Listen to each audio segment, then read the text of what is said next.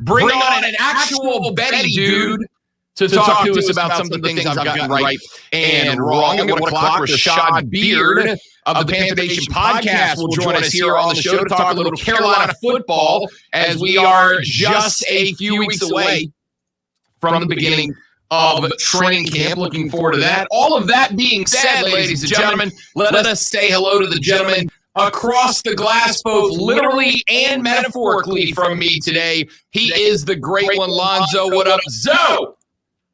Have one of those days, man. Is it Saturday yet? I'm living in a land of confusion. Somebody should write a song about that. They should. I think it'd be a hit. Possibly. Could be a hit. So glad to be here on a Thursday. Really. I am. Friday Eve, baby. Friday Eve. By the way, for those of you who participate in the stream with us, do I have amazingly good news for you. The new computer is in. My man Robert came in, went through, I can't even tell you, I mean, millions of hurdles. And walked in the room just so he could get some accolades. I mean, that was good timing. It had to be, right? Like, and I'll tell you the truth, that's completely and entirely fine with me. Robert, you can just stand there looking like the Herculean hero that you are for the remainder of the day, if you wish. Yeah, but if you're going to do that, stand behind him. You're messing with my shot. Facebook.com/ESPN Upstate. There he is. Ladies and gentlemen, our man of the hour, Robert, who got us our new computer. And by the way, if we can just ask things of Robert and have them show up the next day, raises? Are you in control? Oh, he said, yeah, right. He said, yeah, right. You're in the wrong business.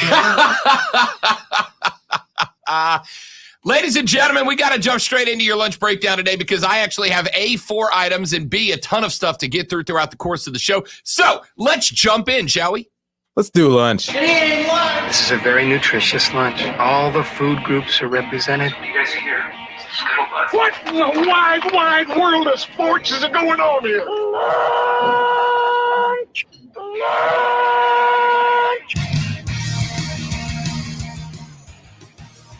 The lunch breakdown of 3 things you have to know before you go start talking sports with your friends, family, coworker, or the dog, whoever you spend your lunch break with. We start with item number 1.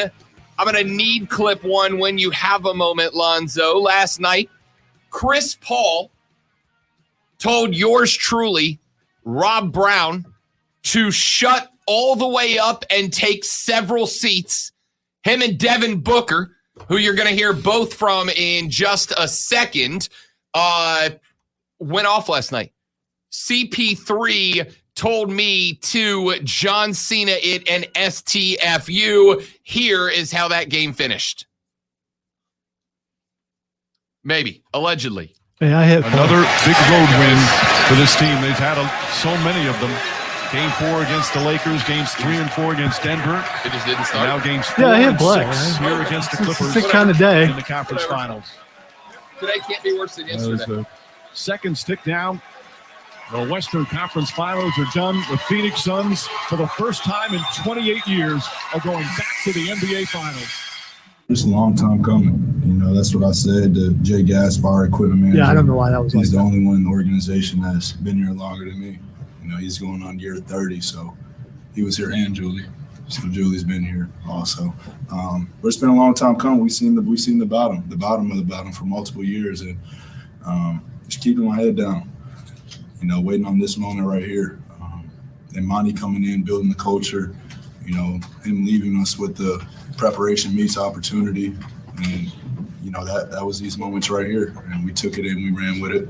But we still have work to do. I mean, this is nice and all, but you know we're going for Larry for sure.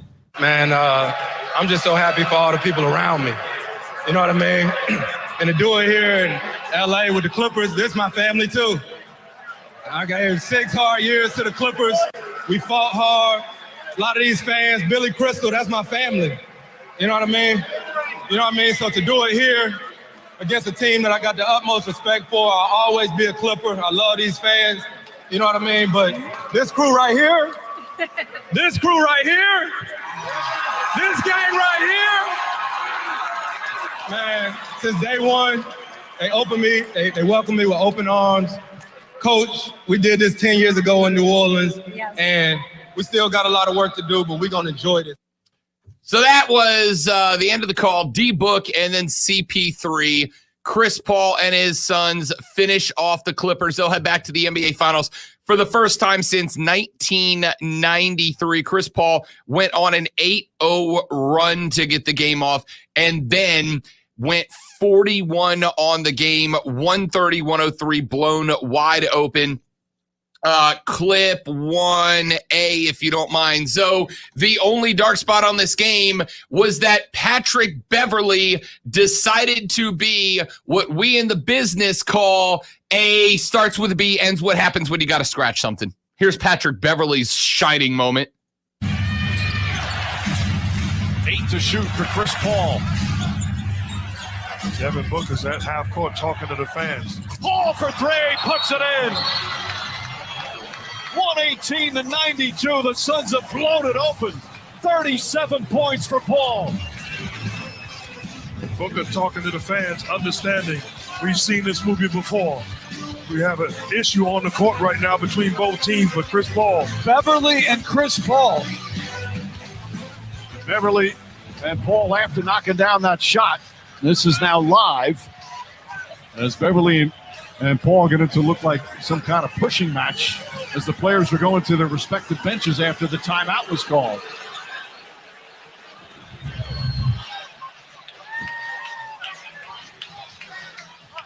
Oh, what? I mean,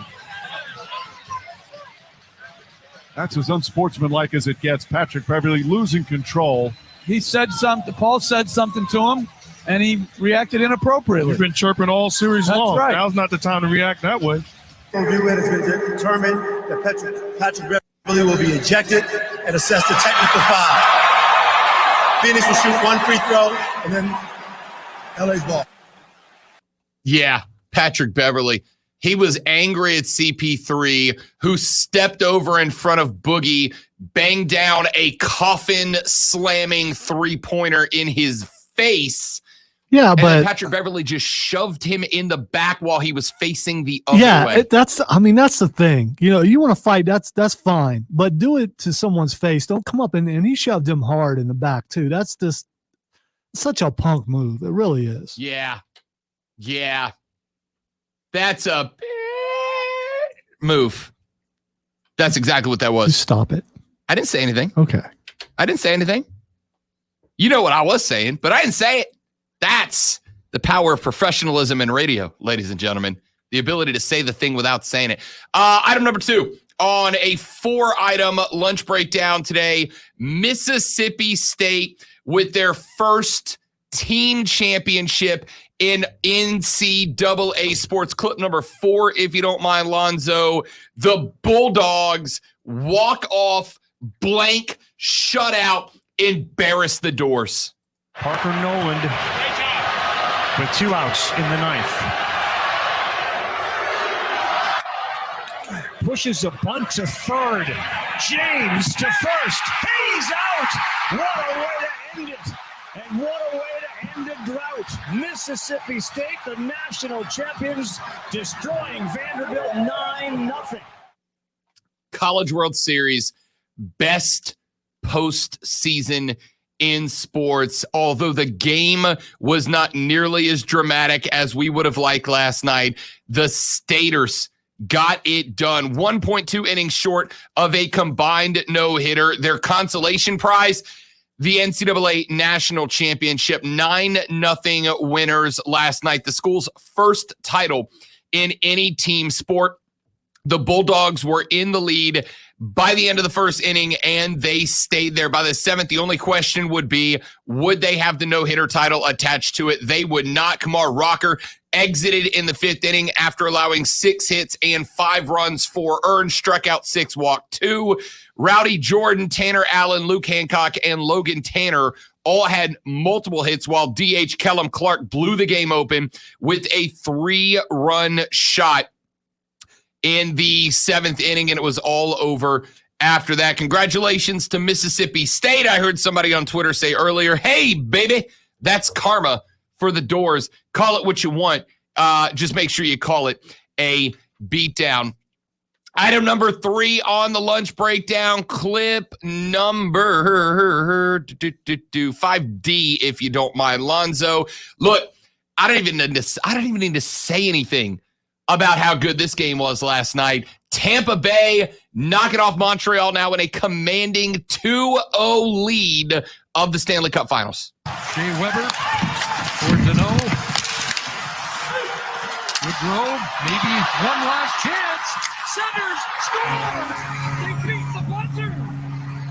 And it's Blake Coleman.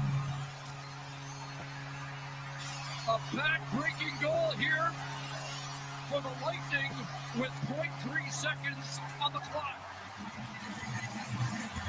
Often, and you've got the right 4 people out on the ice. There's the clock above. No question that this one's going to count.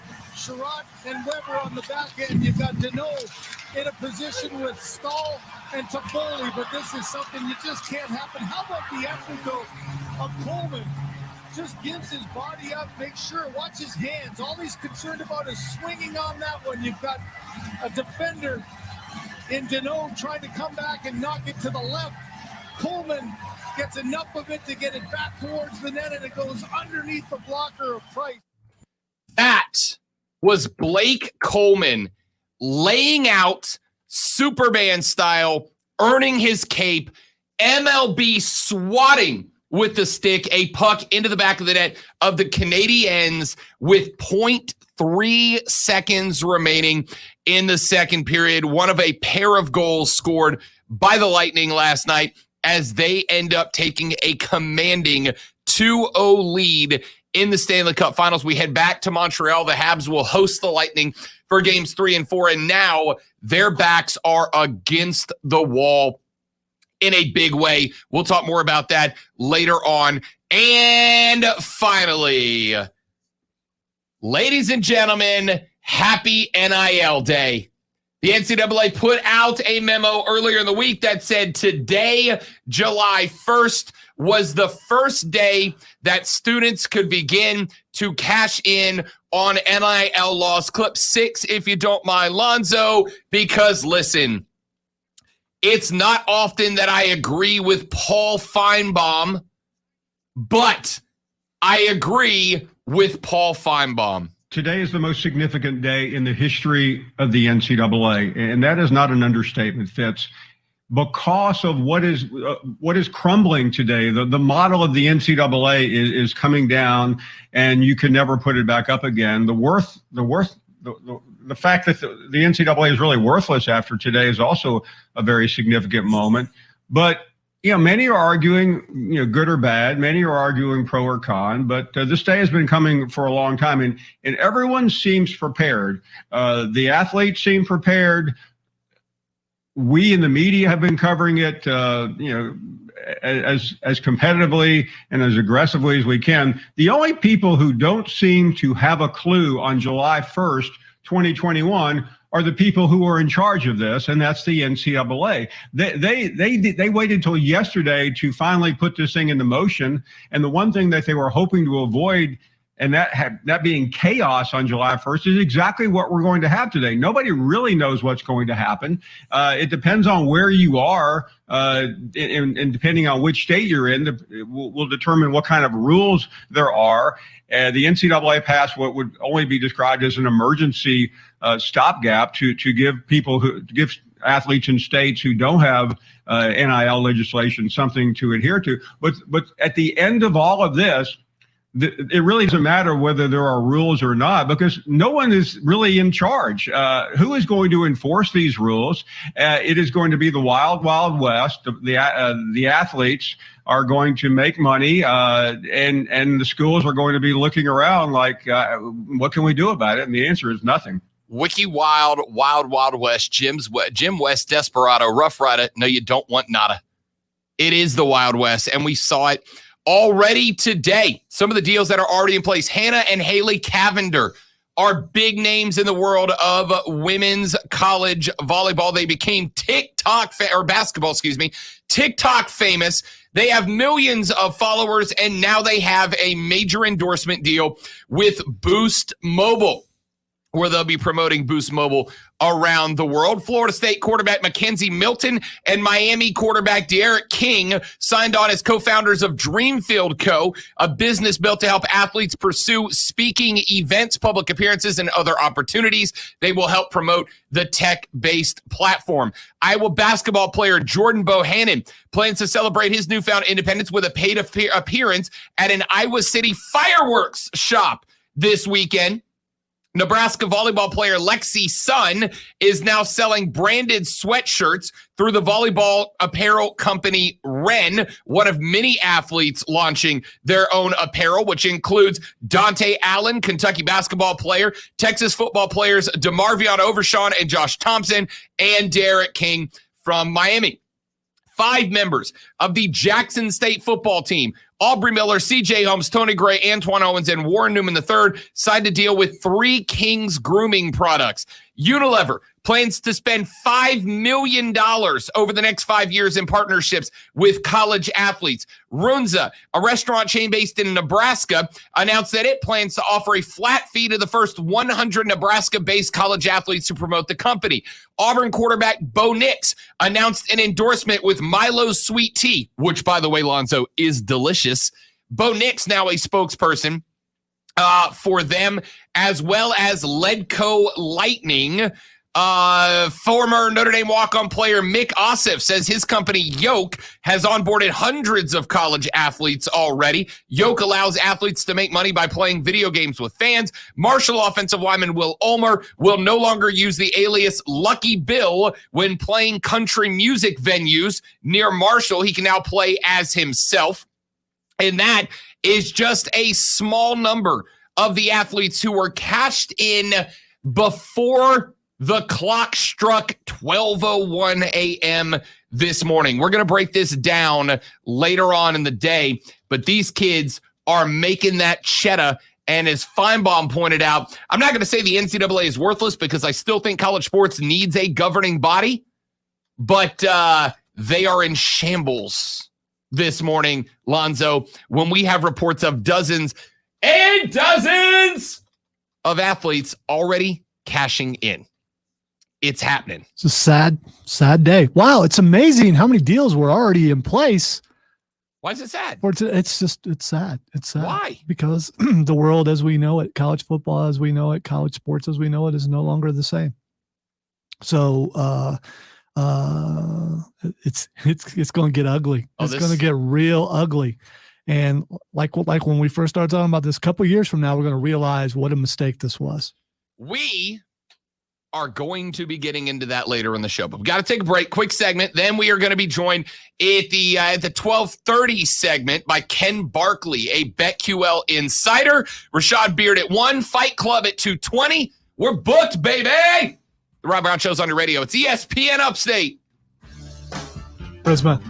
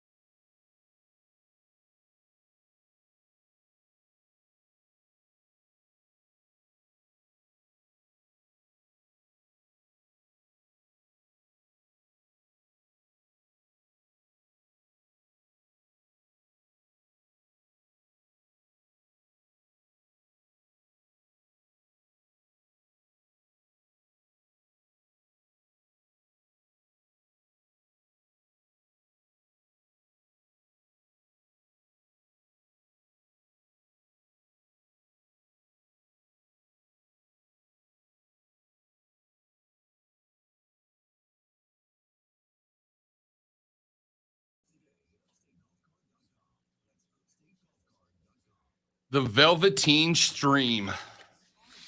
Hashtag new nicknames. Appreciate you guys hanging out with us. Those of you that are, hope the stream is significantly better. Our engineering guys are nothing shy of miracle workers. Television after the next break.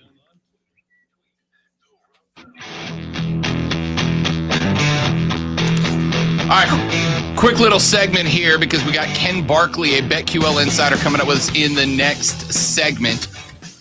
Big topic on the show today, those NIL regulations in place by the NCAA. They go into effect today, and we have already got dozens of NCAA athletes across basketball, football, volleyball that are already cashing in with endorsement deals. Reggie Bush tweeted out earlier, well, would you look at that, with a side eye roll emoji. NCAA, do the right thing. Give Reggie his Heisman back. Give the man his Heisman trophy back. So retroactively, everyone who cheated before suddenly are no longer cheated? I mean, look, if you got busted off the books because you received money from a source that fits within the regulations, yeah, I don't see why you don't give them their stuff back. It was against the rules. It was. I get it. At the time. I get it. It's kind of the Pete Rose argument. So whatever. It is what it is. I'm not. I know that there are a bunch of athletes that graduated last year that are like, dude, what the hell? What? Come on. But that doesn't stop the march of progress, ladies and gentlemen. The march of progress rolls on. So go ahead, get your text fired up. The Ingles Market text line is open for you at 71307 71307. Want your thoughts? Lonzo says it's a sad day for college sports. I do not agree at all. I have no issue. I don't understand why athletes being allowed to profit suddenly makes sports worse. This is the only sport. This is the only level of competition that we do this in. We never have it. Well, Mike Tyson gets millions of endorsements. I don't hear anybody arguing why the pro level kid with one fight out of Greenville shouldn't make millions of dollars. Hey, yo, you said that you was going to do what Vinny's bowling alley said you would do. So you need to fall a couple times during this next game. That's what you need to do. Oh no, Lonzo has conspiracy theories. Or one eye should break a thumb, or maybe a pinky toe. Tough to play football when you're missing a kneecap, huh? That's what I'm saying, eh? Why are we bad Italian 80s mobsters now? Because we've just walked into that realm. All right, we're going to break that down later, but we got to jump out here. Ken Barkley of BetQL is going to join us coming up in the next segment. Talk a little gambling. We'll give you some hot picks from Ken Barkley next on the Rob Brown Show. This is ESPN Upstate.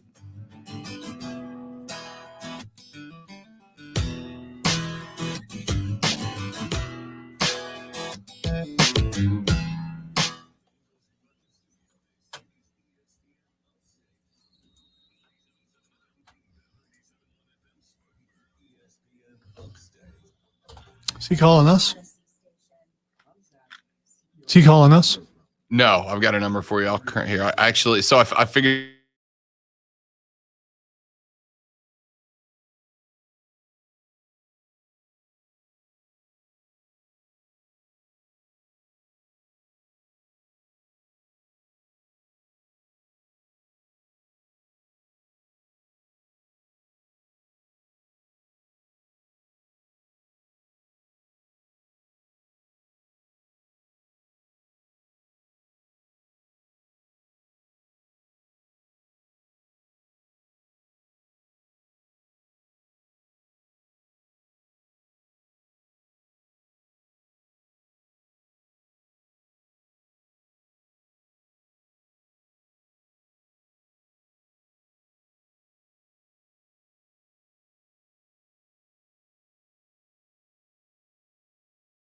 It's a great time to be in Powell and wherever you are, and that includes back on campus. Furman football season tickets are a hot commodity, and now So I told Lonzo this before the show started, and I'm super pumped about this. Our buddy Tim with the Swamp Rabbits told me yesterday that they will allow us to, over the summer, come in and get full suited up in hockey gear to take some promos pictures.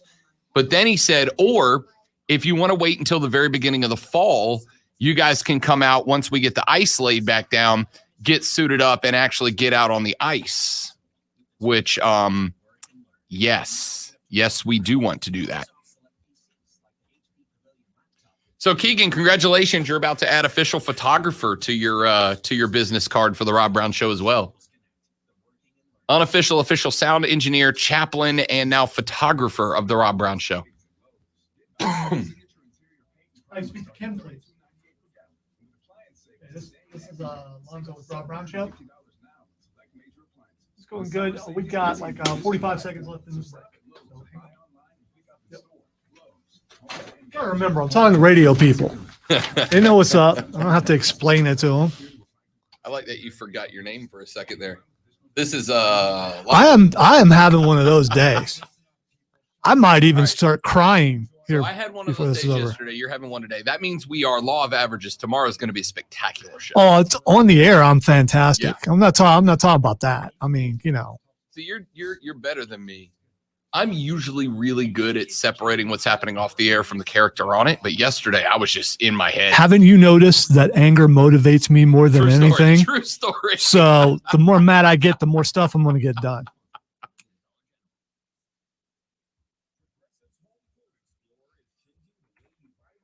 Is there no sound on the audio? It tells me my sound's coming through.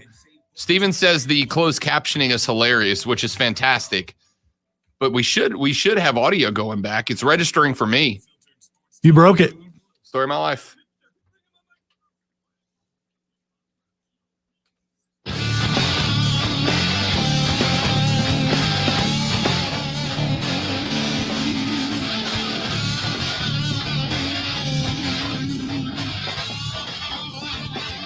The Rob Brown Show back on your radio. This is ESPN Upstate, 97.7 FM Greenville, 97.1 FM Spartanburg, and all around the world on the Odyssey app. We have been telling you that BetQL is your source for all the inside information you might need should you decide to risk a little coin on the NBA, the NFL, the NHL, the MLB, or whatever else it is that you're watching.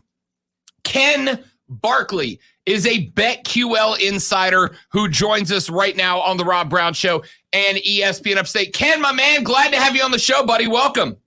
Yeah, thanks. Good to be on for the first time, Rob. And it's so funny. I didn't even really know where you guys were located, but have a lot of family outside Charleston, have friends and cousins that went to South Carolina and Clemson and everything. So I feel like I'm home a little bit.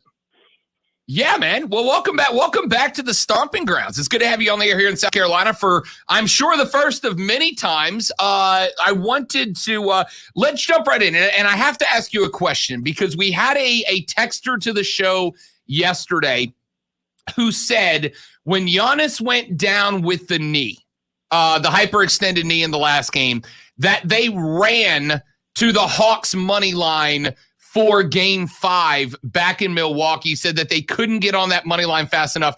When you are looking at a series that has injuries playing out the way they are, like Hawks Bucks, with Trey being down with the bruised bone, with Giannis going down with a hyperextended knee and no idea what the timeline is, how do you prepare yourself to make a play on a game that has such a huge number of off-court variables to try to figure out? Well, that's a really good question. So first of all, obviously really tough to do, right? We're dealing with so much uncertainty. I think in all of these situations, as a general rule, my first look would be, has the market actually moved too much to account for the injury to the player? So I know you mentioned you got that text that said, I ran to bet the Hawks money line when Giannis was out, et cetera, et cetera, et cetera. Well, if that same person had been betting pregame for a lot of games in this postseason, they would probably be broke, honestly, because if you saw Trae Young was out prior to the last Atlanta-Milwaukee game, what would you have done, right? Oh, Trae Young's out. I'm going to run to bet Milwaukee. Atlanta wins by 1,000 points. In the Suns-Clippers Game 5, oh, like Zubac is out. Ayton is going to eat in the game. The Suns are going to play so much better. Or the Clippers win by a lot, and Ayton actually goes under all of his props. So there's actually contrarianism in this playoffs, like betting against kind of the injuries on each side, has been pretty valuable as a general rule. And I actually think that applies to this game a little bit too. The Bucks are -3 in the market right now. They've been bet up a little bit from this morning, but I think a good way to look at this is game 1 and game 2, everybody played for both teams. Number closed about 8.5 for Milwaukee. So you're already seeing, like, if you're betting Atlanta because Giannis is out, you're so late to the party on this. Like, a massive adjustment has already taken place because we all know that Giannis is out. We all know he's not going to play. Like, I don't think there's a lot of value in there necessarily. Meanwhile, Milwaukee's kind of a team where, okay, Giannis doesn't play. Obviously, they're worse as a result, but they're also a team in this postseason when they've been in these must-win situations, right? When the stakes have actually been high in a postseason series, they have played their best basketball. When the stakes haven't been very high, when it's game 1 against Atlanta, when it's game 5 against Brooklyn, and they can go back home and win game 6, there are lots of times in this series where you're like, we want to blame Coach Bud, we want to blame the players, we want to do all this stuff, but then when kind of push comes to shove at the end of the series, they always show up. I would view tonight's game as an opportunity, kind of like that, where just lost in the most embarrassing fashion possible, and now you are an incredibly small home favorite. You actually have a pretty strong home court advantage as well, so I don't think Giannis is going to play. This number reflects that Giannis is not going to play because the Bucks are such a small favorite. I actually do like Milwaukee tonight, whether Atlanta's guys play or not, honestly, just whatever the fair price is. When those guys are announced, Trae Young and Clint Capella, whatever the fair price is, I'll pay it, and I will actually take Milwaukee. Ken Barkley is an insider for BetQL, joining us here on the Rob Brown Show and ESPN Upstate. That line you mentioned, the 3.5-ish line for the Bucks, is an interesting one to me. 8-point favorite in game 1. I made Atlanta the bet of the lock of the week of the century in game 1. Then about the same line in game 2, made it that way again, and they get blown out. But they were a game 3 4-point favorite. I think it was about the same. Now that line hovers, Ken, around the same without Giannis. Does it surprise you that line is around the same as it seemed to be for game 3? I mean, not really, honestly, because I think what we see all the time in the NBA playoffs is, like, the market works in a zigzag fashion too. Like, the market kind of determines, like, who needs the game more, basically, or who is coming off of the more embarrassing performance. And that's generally kind of built into what you see, right? So if a team wins 2 games in a row on their home court and we go to game 3 and that team is down 0-2, you'll see the market absolutely shaded more toward the team that needs the game more, even though it's the same players. I mean, same rules of basketball. It's just like a motivational angle, basically. So I think what you see in the series all the time is it tends to get shaded a little bit more toward the team that, quote unquote, like, needs the game more or should be more desperate, because kind of, history has shown us that a lot of teams in those situations play a little bit better. Ken Barkley, BetQL insider, joining us here on the Rob Brown Show and ESPN Upstate. As far as the NBA Finals go, we saw the Suns get in last night over the Clippers. The way that they eliminated the Clippers, and I know Paul George had a couple of big games to keep the Clippers in, but regardless of who comes out of the East, especially if it's the Bucks without Giannis, I'm leaning very heavy in towards the Suns and doing it in a low number, 4 or 5. Safe bet, or do you want to see how the rest of the East plays out before you make a move? Yeah, I know it's been so dangerous to bet long-term NBA futures this whole postseason, right? Like, LeBron and the Lakers go up on Phoenix and it's like, oh, they got this, done deal. Like, let me bet the Lakers to win the title. Let me bet them to win the Western Conference. Like, not so fast, right? And, Utah up big against the Clippers, series like that. It's been really dangerous to look really far ahead. I think in this situation, looking ahead actually favors Phoenix. I think the numbers on Phoenix to win the title right now, so they're about -230, -240 to win the NBA title. I actually think those are short. And I think what's built into that, and it's really interesting, is like optimism that the injured players on both Atlanta and Milwaukee are going to be okay. Like that, like, we're going to see a lot more Trae Young if they advance. We're going to see Giannis, and he's going to be totally fine if they advance past the series. That's really wishful thinking, because, like, if Giannis is out, or if Trae Young is out for Atlanta at any point, Phoenix is a massive favorite over both of those teams based on the fact that they have home court advantage, kind of how we've rated the teams the entire season. Like, if there's any slip up where any star player for both the East teams misses the games, like, that number is way short. And even if they play, if it's Atlanta, that number's still short. It's really only full strength Giannis Milwaukee that you have to worry about if you're betting Phoenix to win the title right now. I would still like Phoenix in that series, honestly. So I do think the numbers for Phoenix are a little short. It's weird to get this close to the end of the season and find value on a team to win the title. There's only 3 teams left. You would think we would kind of have a good idea how everything fits together right now, but all the injury uncertainty, like you mentioned, I think Phoenix, like anything under, honestly, like minus 275, minus 280 to win the title is a good bet. Talking to Ken Barkley, BetQL Insider here on the Rob Brown Show on ESPN Upstate. I want to flip to the NFL. I know it's preseason. I know we haven't gotten a training camp, and it's a point in time where a lot of people are a little hesitant to start putting money down on season results. But we're starting to see our over-unders come in, and obviously here in Carolina, people keeping an eye on the Panthers. Sam Darnold, new quarterback, had a very interesting draft this year, one that I actually really like. Question marks about the offensive line. I've really bought into Matt Rule. I think this team is chemistry-wise about as gelled as we have seen them in a number of years. Carolina, to me, when I've seen, and I don't know what number you're looking at, Ken, but I've seen numbers like over under 5.5. I like the over for the Panthers in a 17-game season. Is that a safe bet? So the Panthers are really interesting, and I'll correct you a little bit. I think you might have been right, like right when the season ended, right? The numbers that you saw that were in the market, and Carolina's win total last year, I know was 5, basically. So I think you're in the right vicinity. Since all the offseason draft and the news and everything is shaken out, Carolina's actually been installed at 7.5, which I think is a really interesting number, along with the Atlanta Falcons. So these are the 2 lowest win totals in the division. And you're thinking about the division. All right, we got Tom Brady in Tampa. We got Jameis Winston and Taysom Hill filling in for Drew Brees with New Orleans. So it's a tough division, but I do kind of agree with you. If I was going to bet Carolina one way or the other, I think I would absolutely bet the over. And I agree with you that it's a bet on Matt Rule. I bet a lot of college football win totals. I tend to have a pretty good finger on the pulse when we get close to the season of how programs are doing. Matt Rule was a play on everywhere that he went. Temple year 2, before he left to go to Baylor, 1,000,000% built that program up. Baylor was like a huge play on for me on their over as he built their program, double-digit wins, like resurrected that program basically. So you're kind of right to be optimistic. And then you look at all the talent on the roster, right? And it's just building through drafts, improving the overall talent on the roster, and bringing in a quarterback where, okay, Sam Darnold might not be the greatest. Like the Jets were a dumpster fire. He was the quarterback of that team. I totally understand that. I think as time goes on, one thing we've understood, Adam Gase might be one of the worst coaches in the history of the NFL. And when players leave Adam Gase teams, they play a lot better. Like, you know who else left an Adam Gase team? Ryan Tannehill. How's he doing? How's Tennessee doing the last few years? And like, that's Sam Darnold. So if it's the Adam Gase effect and Darnold actually proves to be even above average, I think Carolina has a lot of talent. I think they're improving. I think a 500 season is totally within reach. So I agree with you. I like the over. We're talking to Ken Barkley. He is a BetQL insider. You can pick up Ken's advice and a whole lot more at BetQL.com. All right, one more, and this is just one that's demanded. Hey, welcome to the hood down in the upstate, Ken. South Carolina and Clemson. We saw the Vegas odds come out a few days ago about win totals. Clemson, basically, it's win if they go undefeated, lose if they don't.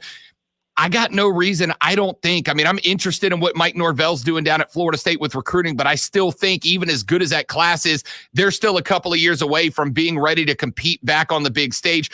To me, Clemson being undefeated, I hate to say this because it kind of takes away from the fun of the season, but Clemson feels like a no-brainer, even replacing Trevor Lawrence, feels like a no-brainer to take the over at 11.5.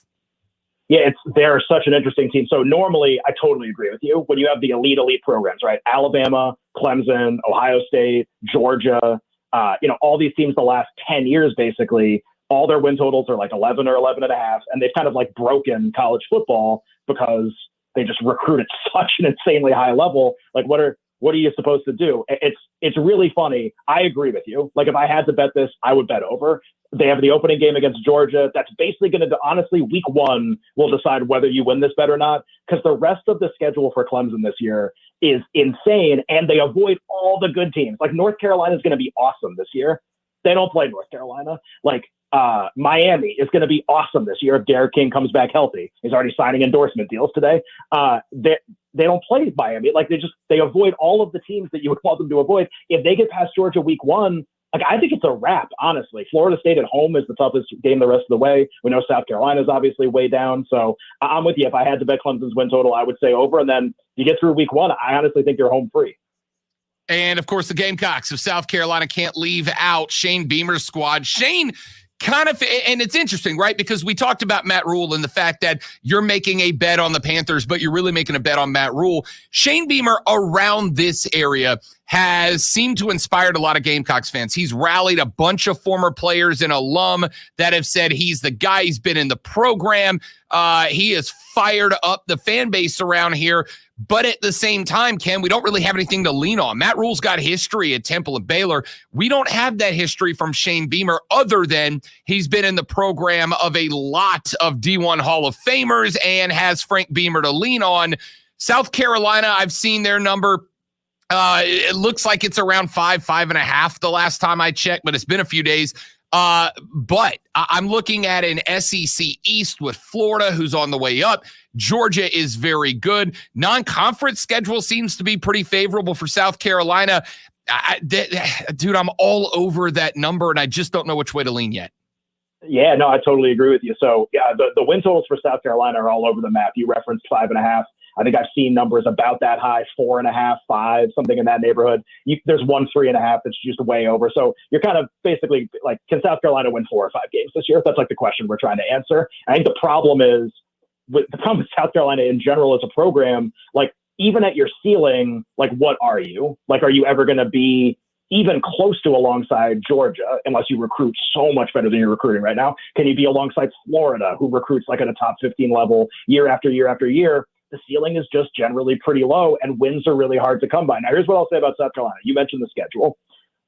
Sure, there are sure losses here, right? Clemson in the rivalry game, November 27th, loss. Auburn the week before, going to be a huge dog. Florida 2 weeks before that, going to be a huge dog. Like, these might be embarrassing games, but there are definitely wins on the schedule. If you can find like a 4, Eastern Illinois, East Carolina, Troy, Vanderbilt, Tennessee, who's obviously a total mess right now, like Josh Heupel coaching that team. So like there are definitely actually winnable games on the schedule. Even if South Carolina's in a full rebuild, even if they're swapping coaches, even if the recruiting isn't great, the schedule this year actually provides for like a sniff of bowl eligibility is kind of how I'd put it. If you could find a 4, I actually think the over on them, kind of a contrarian over for a bad team, is actually a pretty good idea.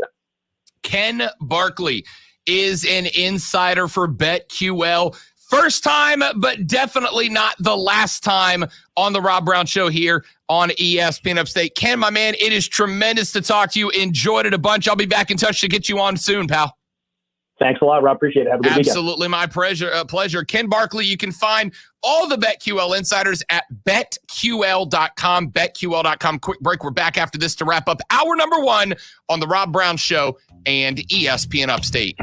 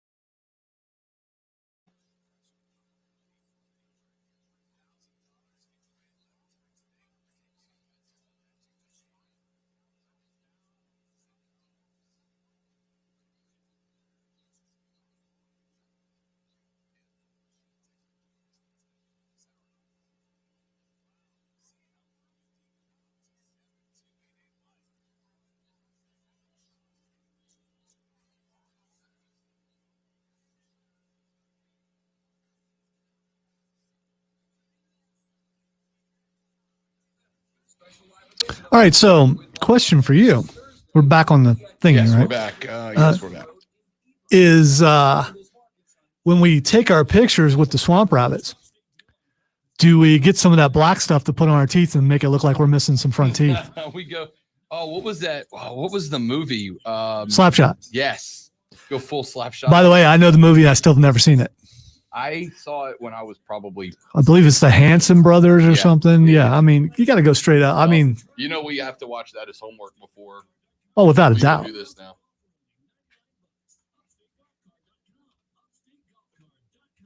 How tall will you be on skates? About 6'5", 6'6". I'm going to be shorter, but not by that much. Not by much.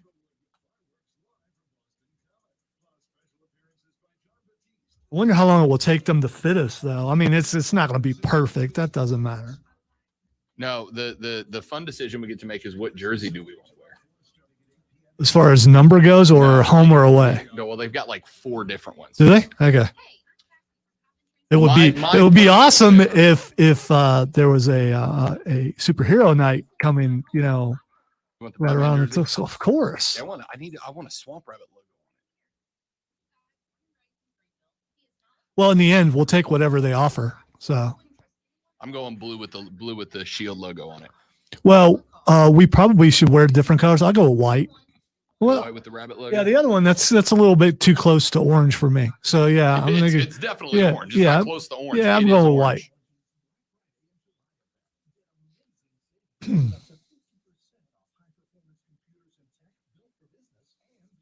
Look at Robert chiming in on the feed. Right? He said, "Your computer is next."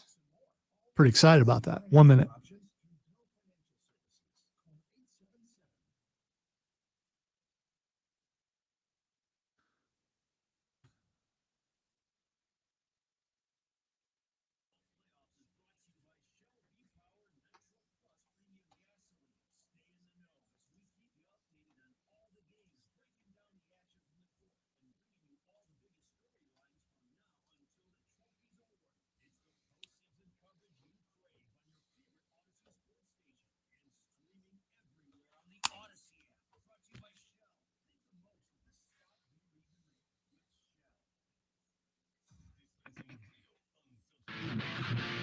Let me clip 6A if you don't mind.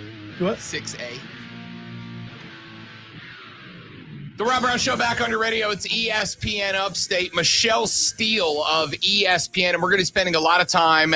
We've got Rashad Beard coming up in about 5 minutes, but after that, we're going to spend some time talking NIL. ESPN's Michelle Steele put up this feature on the first round of players who are cashing in on the new NIL laws.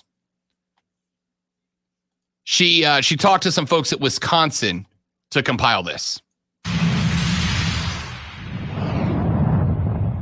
Wisconsin quarterback Graham Mertz burst onto the scene last season with a 5-touchdown, nearly perfect game against Illinois. His Instagram followers doubled overnight to almost 50,000, a symbol to him of the power of college football. The amount of interactions you can get right after a game like that, people, the first thing they're going to do, all right, Graham Mertz, football, Wisconsin, and all right, where's his Instagram? Where's his Twitter? And so I think that it's huge. It's a brand new world for Mertz and other athletes who are about to realize their value while still on campus. Starting July 1st, the NCAA will allow college players to make money by selling the rights to their names, images, and likenesses. The Badgers starter wasted no time, becoming the first active college athlete to file for a trademark for his GM logo. Everybody always has that vision of putting your logo on a shirt, on a hat, whatever you can, and making money off it. How big of an opportunity do you think this is for college athletes overall? I think it's big time. It's a whole new market that no one's ever been in, and no one really knows the rules, how it's going to go. But there's definitely a lot of money out there, and no one really knows where it's going to go. Currently, 24 states have laws that will allow athletes to profit from name, image, and likeness. And for states with no NIL laws, like Wisconsin, the NCAA is leaving it up to individual schools until Congress prescribes its own set of federal guidelines. Badgers coach Paul Chryst has told his players that they'll essentially operate as a professional program when it comes to the new rules. Wisconsin has even signed up with a marketing company to create its own program called UW. I'm told it's to help prepare, but also protect athletes in this new landscape. So Wisconsin has actually partnered up with a marketing company that they will utilize to both help and protect the players. And here's the thing, there are regulations, there are rules. I was going to say, I didn't think they were allowed to do that as a school when we were talking about that before, that they were.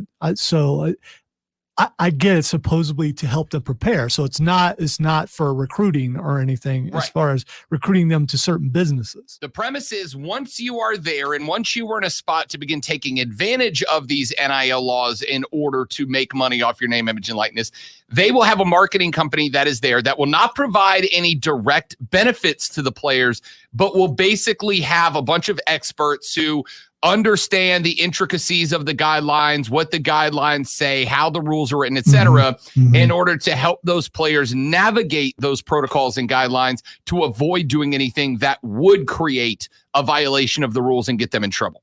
That's the premise here. Yeah. That's what that's for. I don't believe that for a second. I mean, I'll say this, if a school ends up promoting, we have seen schools get we at Wisconsin, let's use this cheese company as an example. So if you come here, you could, we want to teach you how to use this. Now, we don't actually have anything to do with this cheese company, but we're going to use this cheese company. And then suddenly there they are. They're with that cheese company. It sounds shady. You prove that happens and Wisconsin will be bent over the barrel. But if on the surface they're doing things by the book, you can't prosecute based on what you think might happen. We're going to talk more about this in the next hour. Rashad Beard of the Panther Nation podcast joins us next. Your 1 o'clock keyword for the $1,000 cash dash on ESPN Upstate is rewind. Rewind. REWIND.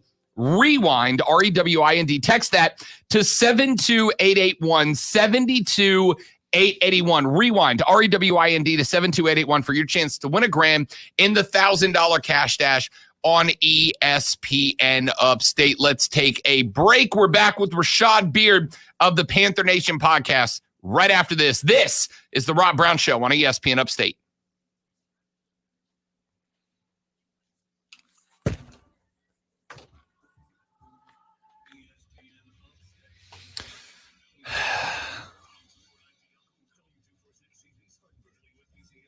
Daggum, too many buttons.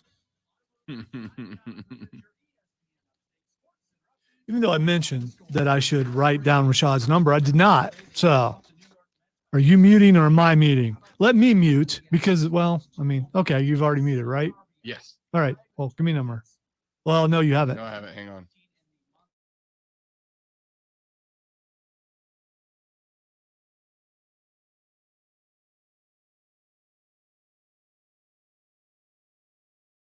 You unmuted. You have a QC Kinetics in the first break. Perfect.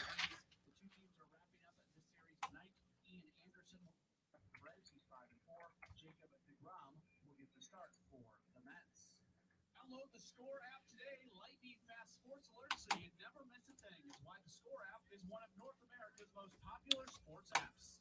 With your ESPN Upstate Sports Center update, I'm Matt Pauley.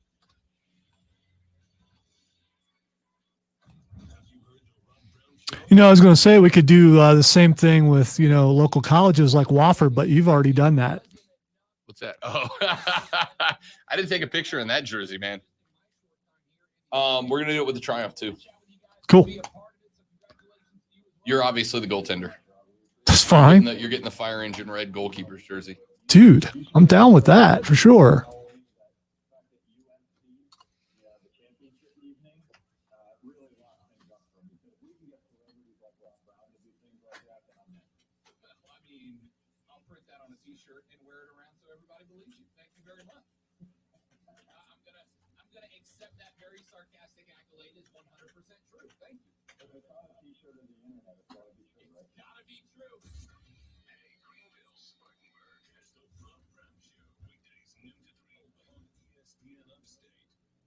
Hello, how are you today? Well, I'm doing crazy. Thank you for asking. All right, that's cool. All right, we got 30 seconds.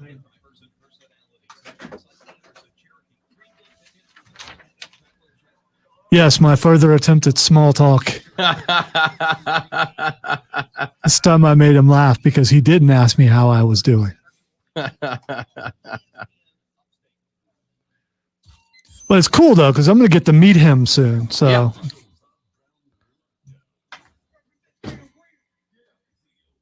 After we hang some, the small talk will be Come easier, easier, yeah. in theory.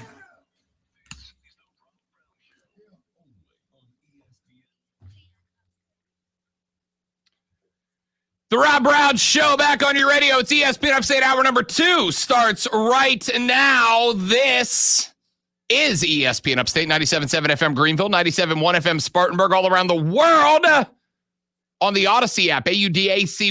Download it, put it on all your digital devices, and don't miss a minute of broadcasting, including every Thursday at 1 o'clock, where we head up the road to Charlotte, North Carolina, and talk a little Panther football with our buddy Rashad Beard, the host of the Panther Nation podcast. Rashad, what's up, fella? Rob, July 1st, we're getting so close. Training camp dates released.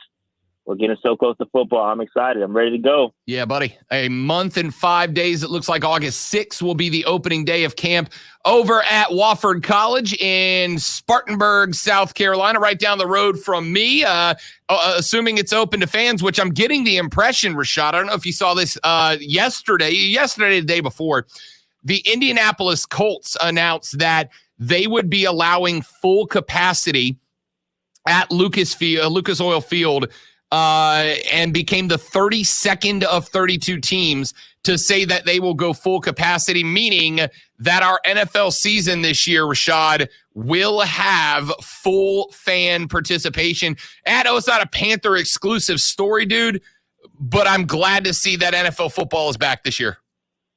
Yeah, I feel good about that, man. I feel like, everything is going with the vaccines. Everybody's getting vaccinated, feeling good, or at least a good portion of folks are getting vaccinated. So gives us some sort of, gives us a little bit of a warm and fuzzy about going out in public. And I'm ready. I'm ready to go. I'm vaccinated myself. So let's get it. I'm going to be in the stadium for a couple of games. I think 3 games this year. So I'll be there. No worries at all. And I'm excited about it. Let's go. All right. A couple of things I wanted to talk about. In a segment before the last one, we had a gentleman on from BetQL, which is the sports gambling insider group that we have on our Odyssey stations, named Ken Barkley. And I asked him his thoughts on the over-under for the win total for the Carolina Panthers this year. And what he told me, Rashad, was he is betting the over, which he has at 7.5 games. So he's looking at them going 8-9 this year as a minimum. And his justification, Rashad, was, I am betting on Matt Rule. Matt Rule's success building up not one but 2 different programs at the college level. The fact that it seems like this team is 100% bought into Matt Rule's vision. It seems the fan base has built up around Matt Rule. He said, I'm betting the over win total, and I am doing it specifically because I am betting on Matt Rule. I loved his take. I agreed with his take. Rashad, what are your thoughts? Yeah. No, I think, again, we go back to what he did in college with Baylor, with Temple, and there's a good history of rebuilding programs. Now, there's a stark difference between programs and the NFL. It's a different monster, but, same things. There's some things that carry over. So, yeah, I think he's on the right path. I thought he did really good in the second half of the season. It's year 2 for him, so we still got to cut him a little bit of slack. I'm still kind of learning. And it's really, to be honest, it's his first full year of things being normal. So there's some things to take away from that. So listen, I'm normally not a betting man. Dave is the betting guy of the show. So he'd probably be better to ask about the 7.5 games. But if I were to put the money down after the first couple preseason games, I would probably be willing to take that bet. I think I'm good with the 8 games, 8 and 9. I think that's a really good mark for us. I think it's a good, safe mark. I think there's about 8 games you can look at the schedule and say, hey, those are winnable games. So I'm on board, man. I'm excited. I think this roster is talented. There's that defense, especially. I'm really excited about the defense. And I think, Sam Darnold is gonna be better here. So I'm confident, no negative energy here, and I'm ready to go. 8 wins it is. Let's put the money down. Rashad Beard, host of the Panther Nation podcast, joining us here on the Rob Brown Show and ESPN Upstate. So Dan Orlovsky earlier in the week kind of made some waves. And I'll tell you, there have been some takes Dan Orlovsky has had that I've gone, it's not a bad thought. And some that just make me go, dude, did you take too many concussions when you played? This one I don't hate. He said, quote, a team that will surprise people this season, the Panthers. Top 15 defense and will be better. Have a defensive player of the year candidate and defensive rookie of the year candidate. Defensive line can be dominant, can go 5 deep at skill position, and a great offensive coordinator / play caller. Comes down to offensive line and quarterback growth. Quarterback plays like a top 5 pick, then they will get to 10 wins. So Dan Orlovsky is in the camp that believes that between Joe Brady, Jeremy Chin, and the defense, and if Sam Darnold meets expectations, that the Panthers are potentially a wild card threat, Rashad. Yeah, no, I agree with everything you said, and I've been saying the same things. I think that our defense is going to be really good. In fact, I have them being a top 10 defense. I think we're going to be that good. The defensive line is going to be good. The secondary with J.C. Horn is now going to be improved. With Jeremy Chin moving back to safety and moving him around, I think we're going to be really good on the defense side of the ball. I'm excited about that. At the end of the day, it all boils down to can Sam Darnold get it done? And I think that Joe Brady's going to put things together for him to be successful. And I'm on board. I really think, and I agree with Dan. I think he's right. But at the same time, it's a bit safe to say, if our quarterback plays, top 5, the top 5 QB. I mean, what team wouldn't be successful with a top 5 QB and all those other things? So I think he's right. But at the end of the day, it all boils down to Sam Darnold and how far he can take us. But I agree with everything he said. All right. So we've got Ken Barkley's thoughts. We've got Dan Orlovsky's thoughts. Let's go open-ended for you, Rashad Beard, to add your name to that list of experts. I'm going to ask a super open-ended question. What is the most optimistic outcome, and what are you most optimistic about coming into the season? The most optimistic outcome for the season would probably be, I'd probably say a wild card berth, a playoff berth, and I think that would be the most optimistic. Maybe 11-6. I think that's really optimistic.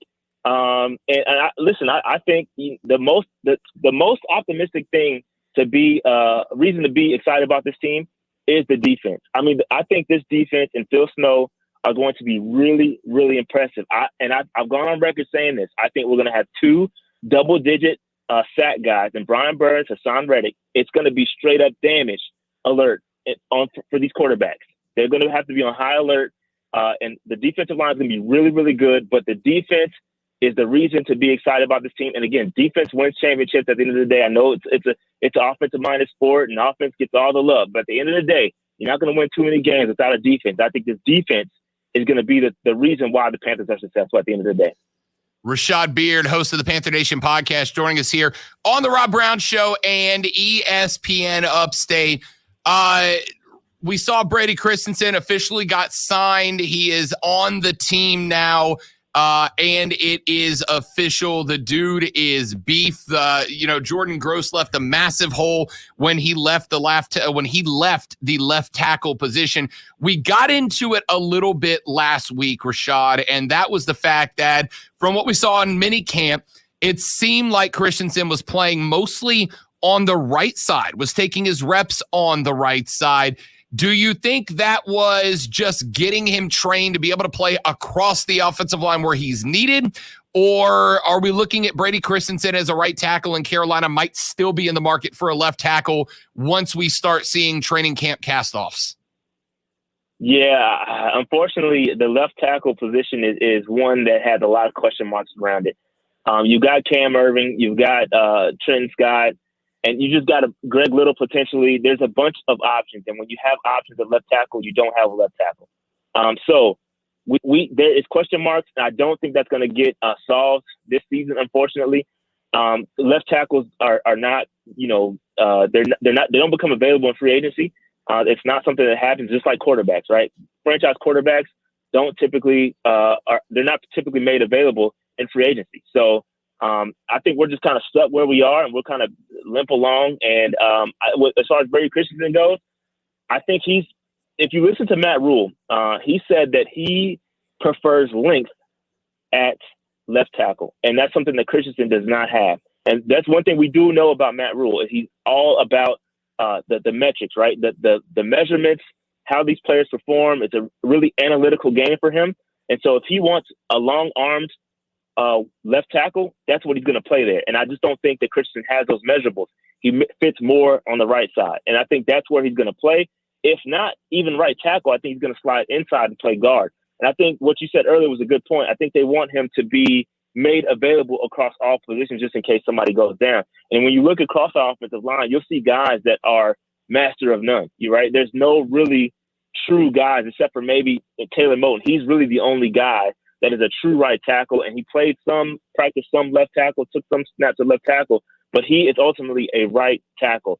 And I think the biggest question mark for this team is the offensive line. I still think we're figuring it out going into training camp. Rashad Beard, host of the Panther Nation podcast. You can follow them on Twitter at Panther Nation PC. Check them out on YouTube as well. They go live on Monday evenings and put up videos all the time. Tremendous content to talk Panthers. All right, let you cut loose on one here, Rashad. ESPN earlier had some of their experts pick their best 5 position-by-position players in the NFL. And I love Mina Kimes. She's one of my favorite people on ESPN. She and Katie Nolan are two of my broadcast heroes. I love them. But she put up her top 5 running back list. She had Dalvin Cook at number 5, Aaron Jones number 4, Alvin Kamara number 3, D. Henry at number 2, and Nick Chubb at number 1. Run CMC, nowhere to be found on her list. Agree or disagree, though I think I know the answer already. Yeah, that's laughable, man. A list without Christian McCaffrey on it doesn't exist. You can't have a top 5 list, a running back list without Christian McCaffrey on it, period. I mean, that's simple answer. I don't know what she's thinking, but again, you can question the health. You can say, is he going to be healthy? We don't know that. But when he is healthy, he is the best running back in the game. And I think that he offers something that other running backs just don't have with the receiving threat. He's the best route running back in the league. And that's something you just can't teach. CMC is by far the best running back in the league when healthy. Rashad Beard, host of the Panther Nation podcast, joins us every Thursday at 1 o'clock right here on the Rob Brown Show and ESPN Upstate. Rashad, we are a month and 5 days away from training camp. Hopefully we'll be able to have you on in person a couple of times when we get over that way. But with just over a month left, what do you want to see between now and August 6th? What's your hope to see out of Carolina? Hey, my biggest hope is that Taylor Moton gets a long-term deal. We didn't quite talk about that, but the right tackle market has been completely reset by Ryan Ramczyk getting his deal. And unfortunately, price goes nothing but up when you wait around. And I'd like to see by July 15th, Taylor Moton get a long-term deal done because historically the Panthers have neglected the offensive line. So that's priority number 1.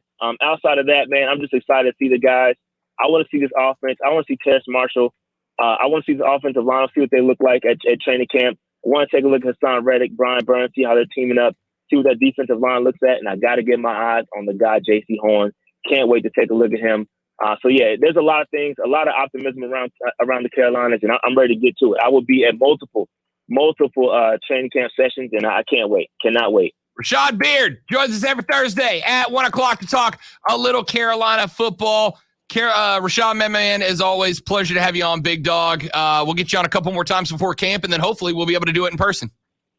Hey, appreciate you. Looking forward to it, man. Always. That's Rashad Beard. Follow them on Twitter at Panther Nation PC. Follow them on YouTube as well. Quick break. When we come back, we deep dive into the NIL laws. They are in effect as of today. Athletes around the country already chiming in and cashing in. What does it mean for the future of college football? College athletics. Lonzo debates. I debate. You debate. Coming up next, 844-GSP-ESPN. Text us 71307. We roll on after this. This is ESPN Upstate.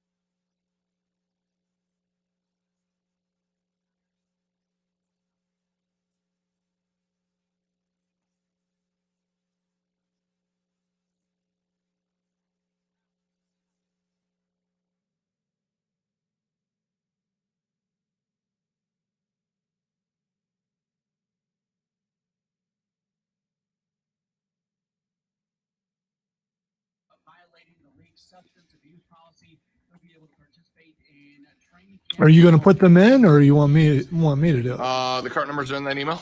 I can do it. Okay. Well, if you go to do it and you have any problems, you know where I'll be. I'm gonna do that. But he's not in studio, so it's just me in there. So if you need to come in there and ask me a question, I can. I'm gonna do that. Then I'm gonna sprint out of here because I'm actually driving back to Florida today. Yeah, I know. I know you had said you were going to do that, and I forgot yesterday to ask you if you were.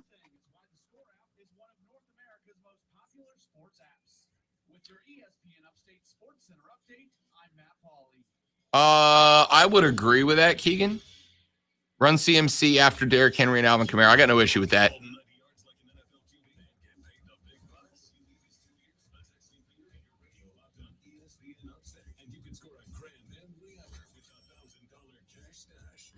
Except for he is used as a primary runner, not just as a receiver. No, I know, but I don't think he's as good of a runner as Alvin Kamara. He's a better route runner than Kamara, but I wouldn't argue he's a better actual receiver than Kamara. I'd be fine with him. And honestly, if you wanted to say him and Kamara are 2A, 2B, it wouldn't hurt my feelings. At least we all make sure that he's in, the top 3. True.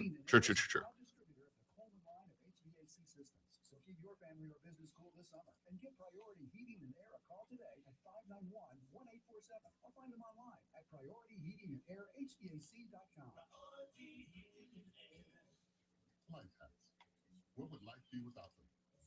Like using candle wax to loosen the stuck zipper. Here's another life hack. Now you can get the same high quality insurance from Allstate, but at a new low rate. With Allstate, you can lower your rates, not your expectations. Visit Allstate.com or call an agent for a quote today. In most states, prices vary based on who you buy. Not available in every state. Subject to terms, conditions, and availability. Allstate Fire and Casualty Insurance Company. Josh is calling you out. I'm fine with Nick Chubb being at number 1. I don't hate that. Nick Chubb's a stud. I'm not going to argue. I was fine with the list, honestly. I'd be fine with Chubb 1, Henry 2, Kamara 3, CMC 4. Keegan says the new episode of Loki is great. Did you watch it last night? I did. And agree? Oh, yeah. So did you watch it? Nope. Dude, this blows all other episodes of the show away. This is by far the best. 400% better than all the other ones. Yes. I'm here for it. Apparently not, since you haven't watched it, but Well, I had trivia last night. I didn't get home till 11. And it was like, I can put it on, but I was exhausted and I knew I'm not going to be able to pay attention to it the way that I need to. I know you're driving and everything, but Maybe, do I let the lady friend drive for an hour so I can watch it? Well, I was going to say, can save so it we for- could talk about it tomorrow, but you have your rule and you won't. Hey, not to worry about the rule. I'll be talking about it big time Saturday. We're in the spoiler window. Sorry. We'll talk about this week's next week. Talk about last week's today or tomorrow. Weirdo spoiler window. I just don't like it. Window. We're in the window. There are people who stay up till midnight to watch stuff like this.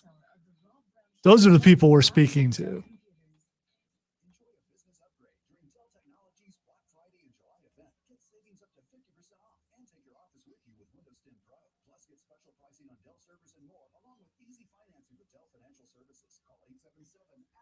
Coming back.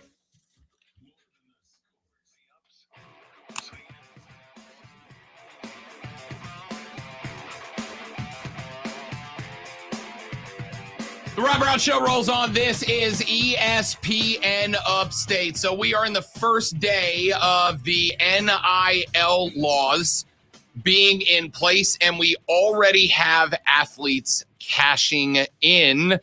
Let's start with this.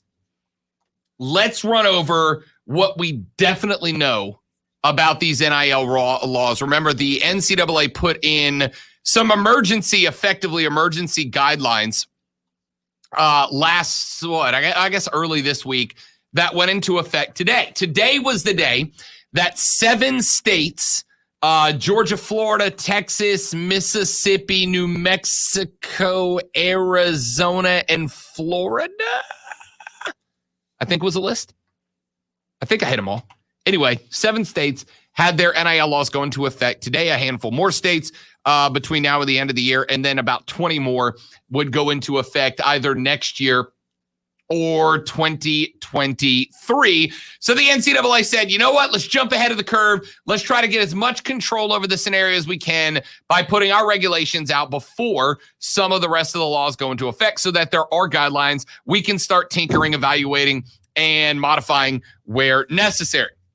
So here are some of the big questions that have been asked about it. A, what is NIL? Name, image, and likeness. That's it. The players can profit off of their name, image, and likeness. That is to say, they can take endorsements, they can do sponsorships, anything that they could get paid for in order to use their name as a profiting center, they are now allowed to do with certain restrictions. They cannot, for instance, market alcohol. They cannot market gambling.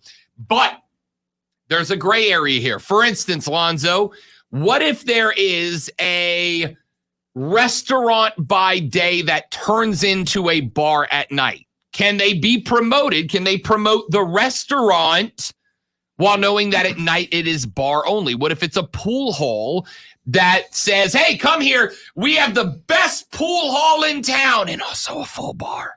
All right, is that allowed? There's a way around that, especially for like sports bars. I mean, you got your classic, even though it's a wings place, you know it's a sports bar, and that's how it's marketed. I've always had a policy since I've been in radio is I won't talk about alcohol because I don't drink it. So I'm not going. So I will promote a place that is food first and alcohol second, not alcohol first and food first. So food second. Let's say Hooters. Food first. Food first. So you same with Wild Wings, same with Buffalo Wild, all that kind of stuff. See, so that's a way around it that they could go. I know down in Florida, for instance. So Florida a few years back jumped on the no smoking in restaurants bandwagon, right? And so now the rule in Florida, if it hasn't changed, and I don't believe it has, the rule in Florida was you cannot have smoking in the bar if more than 10% of your foods or if more than 10% of your total sales are food-based, right? So if you're 100% a bar, if you're making 95% of your profit off of drinks, then you can smoke in the bar. But if you make more than 10% of your profits by selling food, and this damage, as a matter of fact, at the time, my favorite dive bar down in Florida got into a wee bit of an issue because they started, so they sold beer and pizza. Pizza was kind of their thing. They made, little, when you're sitting at a bar at 11:30 at night and you realize I better eat something, you get a little pizza. Well, this restaurant actually stopped selling pizza so that they would stay under the 10%. Because it was a big smoky pool hall, so that their regulars could continue to smoke in the bar, but they lost a huge chunk of profit and they got into trouble. So they actually had to go back to selling food, get rid of the smokers. And then they got in trouble because the place had a reputation for being a big smoky bar. Then the smokers got told they can't come there. But the people who they wanted to replace the smokers then said, I'm not going there. It's a smoky place. They didn't know any better. It was dicey. But the point is, there are ways to work around this. Lonzo literally has one in place. Will schools be allowed to pay athletes directly? The answer under the new rules is no. They cannot directly pay students for NIL or performance or anything else. Can athletes enter into NIL agreements with boosters? I think this is one that you brought up a number of times, Lonzo. Yes, absolutely. This is my concern. Now, here is what is written. The NCAA does not have any rules that restrict boosters from paying athletes as long as those payments are not directly for their athletic performance or an inducement for recruiting purposes. You cannot offer a kid money to come to Wisconsin, but when he does come to Wisconsin, you can then immediately offer him a sponsorship or endorsement deal.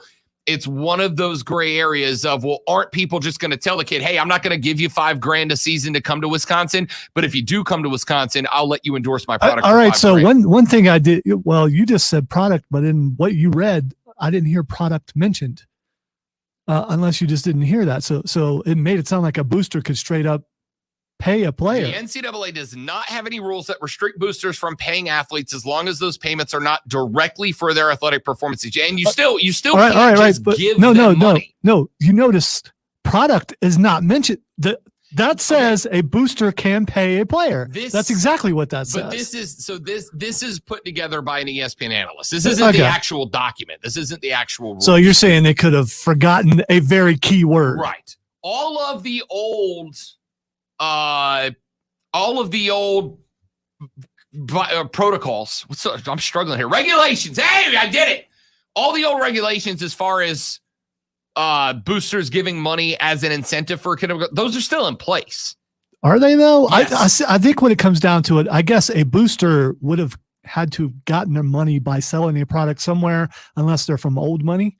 You can, hey, we want you to endorse our car dealership. You may never actually have them come to the car dealership and can give them money to endorse the car dealership. Do they actually have to say somewhere, hey, this is my car dealership. This is where I go to get my cars? Or do they, do they have to actually show either through radio, TV, pictures, online, whatever, them endorsing their product to get money from it? I will be interested to see if the NCAA the deals have to be public. You know how hard this is going to be to regulate. That's the whole thing. With all these athletes that are getting deals already on this first day, there is no way that they're going to be able to regulate this across the entire country. That is true.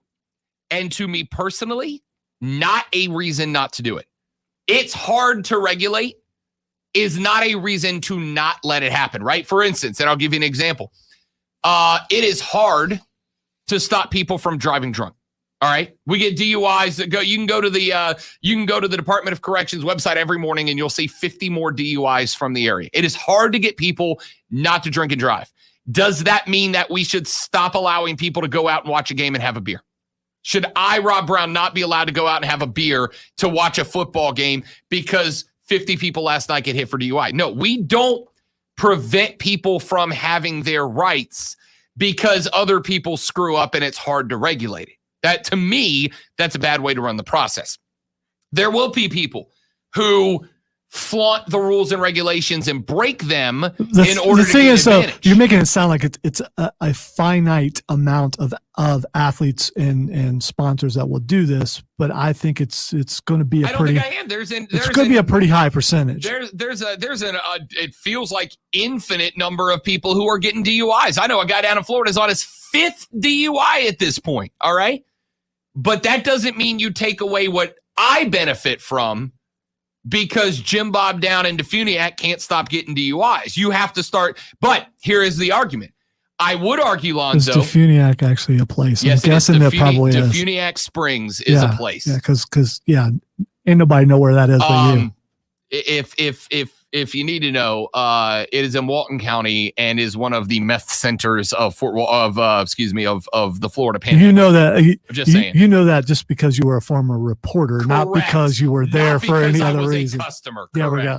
Thank you for clearing that up.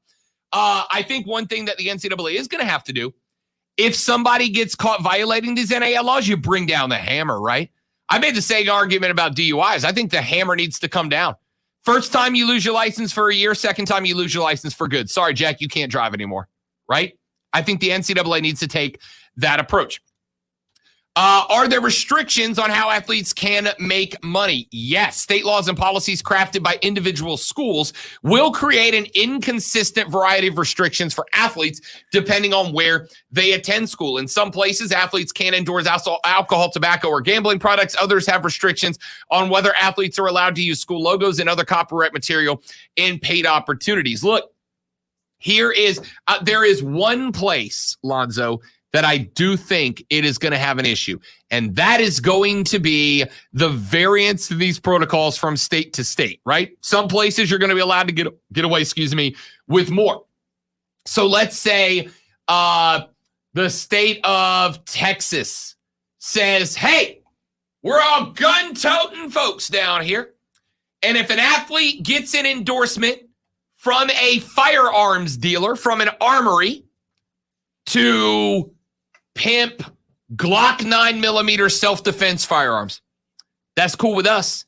And then the great state of Oregon says, yeah, no, you can't pimp guns. You can't do guns here in the state. Well, if Smith & Wesson says we're down to sign an athlete to a $10,000 a year endorsement in order to promote the new Glock 9mm here in the state, and I'm using this as an extreme example. I don't think any state's going to allow them to use guns, but I'm making an extreme example. Texas says you can pimp guns. Smith & Wesson says $10,000 a year to anybody who does. Oregon says no guns, and Smith & Wesson says, sorry, Oregonians. If there's a kid that's trying to decide between Oregon and Texas, and he's a big believer in the Second Amendment and gun rights, he might very well go. There are going to be recruiting advantages built in. Here's another one, and this one is already real, Lonzo. Derek King and Mackenzie Milton at Miami and Florida State, respectively, have already signed a deal, $20,000 to pimp a company that will create live appearance opportunities for athletes and celebrities, right? Florida, Lonzo, has no state income tax. You are not taxed on your income in the state of Florida. You are taxed on your income in the state of South Carolina. So if I am a recruit that is trying to decide if I want to go to Florida or the Gamecocks of South Carolina or Florida State or Clemson, and I've got to make that decision, and I know that I'm a 4-star wide receiver who's expected to go pro, and I know that there is, let's say, $100,000 of potential endorsements on the table for me, right? Whether I go to Florida, South Carolina. Lonzo, I know that Florida has no state income tax. I know that in South Carolina, my income tax is going to be 6.5%, 7%, right? It may not be an enormous difference, but if I'm going to start making that kind of money over 4 years, if I'm a, 5-star nationally recruited quarterback, there's a little bit of an edge there. In order to go to, for me to go to Florida. It's not the biggest one in the world, but hey, 7% of $100,000, you're talking $7,000 in difference. Now, maybe that's not the biggest thing in the world, but Lonzo, look, I bet you that sometime unless more regulations go into place, sometime in the next 4 or 5 years, we're going to see a 5-star Trevor Lawrence caliber quarterback get $1 million endorsement. Unless they put a cap on it, which hasn't happened yet, we will see a quarterback get $1 million endorsement after going to a state. At 7% state income tax, $1 million endorsement, Lonzo, that's a pretty good reason for me to go play ball at Florida instead of South Carolina. Speaking of all those, how are these athletes going to know that these possibilities are there? Are suddenly these business owners or representatives of these business owners, are they going to start hanging around high schools? How are you going to stop that from happening? There are contact rules still in place. All the recruiting protocols that were in place remain in place. You can't give money to get a kid there. You can't have contact during certain periods. You can't bribe kids to come to school. All those remain in place. Now, what you can do, and if I'm a business owner, let's say I own a car dealership in Columbia, right? If I'm smart and I've got the resources to do it, you know what I'm doing this year, today, Lonzo? I'm going to the 3-star kids that are coming into Columbia this year, and I'm giving them all $15,000 to endorse my car dealership this month. See, because what I want is next year's crop of 4-star kids to go, wait a minute, this car dealership in South Carolina put $150,000 in endorsements on the table. Now, I can't tell you I'm going to do that when you get to Columbia, but I can show you that I'll do it with kids that are making less this year, and I'm going to go ahead and do that. Because a $150,000 investment might bring me a couple of 4-star kids next year that might otherwise have gone to, I don't know, NC State. And I can keep them here at home. or North Carolina. Keep their hair home. It's good. Paul Feinbaum called it the Wild West. And here's the thing, Lonzo. I don't agree with Paul Feinbaum often. I'm not a huge fan, but he's right. The next couple of years are going to be the Wild West in terms of NIL, but that's how you figure out where regulations are needed, where laws are needed, versus we have these rules in place because we don't care if the athletes get money. Well, the next generation does, and they've pushed this to where it's happened. 844-GSP ESPN, 844-477-3776. Text us at 71307, 71307 on the Ingles Market text line, or tweet us at The Rob Brown Show, at Lonzo, one word, at ESPN Upstate. Quick break. We'll keep talking about this when we come back on The Rob Brown Show. This is ESPN Upstate.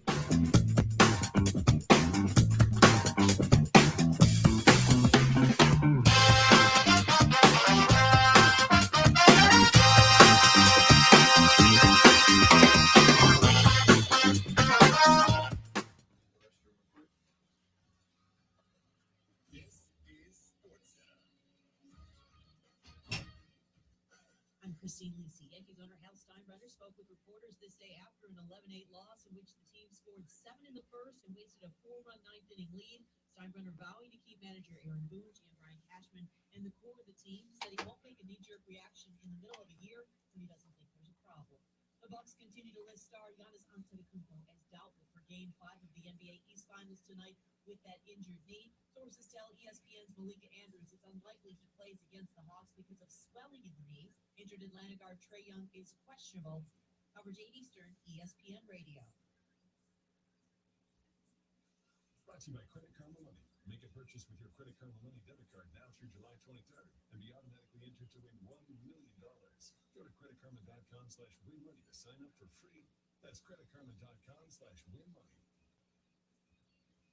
From the Ingles Market Studio, this is ESPN Upstate. 97.7 FM Greenville, 97.1 FM Spartanburg, ESPN Upstate. An Odyssey station. There's never been a better time to switch to Spectrum Mobile. You could save hundreds of dollars on your mobile bill.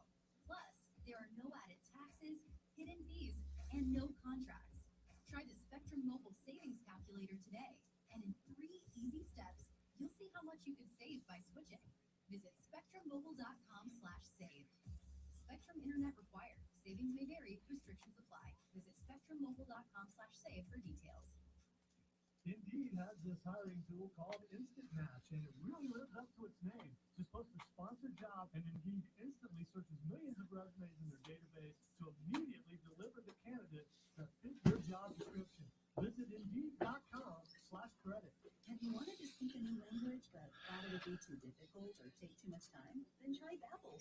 Whether you want to learn Spanish for future travel plans, French to connect with extended family, or maybe German to land a new job, Babbel works because it's built around real life. It teaches you everyday practical conversations that you'll actually use. All you need is 15 minutes a day, and you'll be on your way to confidently speaking a new language in just a few weeks. Babbel is designed by real language experts using a modern conversation-based technique that makes learning fun, engaging, and best of all, memorable. Giannis has been rolled out. Yeah, I heard that. And Trae is questionable. It'd be a very interesting game if both of those guys are out. Relationships and more, you'll be sure to learn what matters most to you. Babbel, language for life. Learn a new language with ease. Go to Babbel.com to try for free. That's BABBEL.com. Babbel.com. Summer vacation, here we come. I got you ready to drink cocktails. I got it for one. Vaccination? No, but I did pack a bunch of summer wines. Whites, rosés, Zinfandel. You remember a bathing suit? No room. All these tequilas and flavored vodkas. Did you pack any clothes? There's a easy count, wondrous selection, helpful guides, ridiculously low prices. Make a splash this summer. Catch the savings wave at Total Wine and More. Drink responsibly. 1 minute. How do you keep a workout fresh every day? Bouncer denies Rihanna entry to a club with a yeah, no, because she didn't have her ID on her.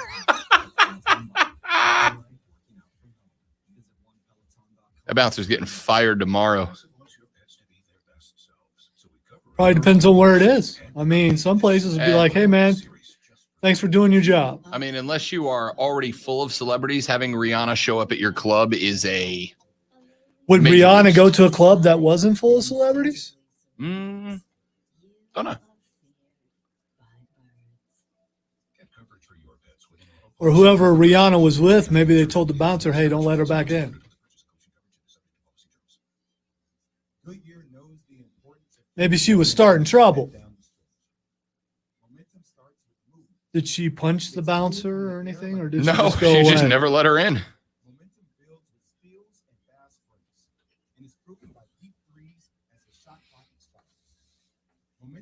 That usually has some violence involved in it, so I'm surprised.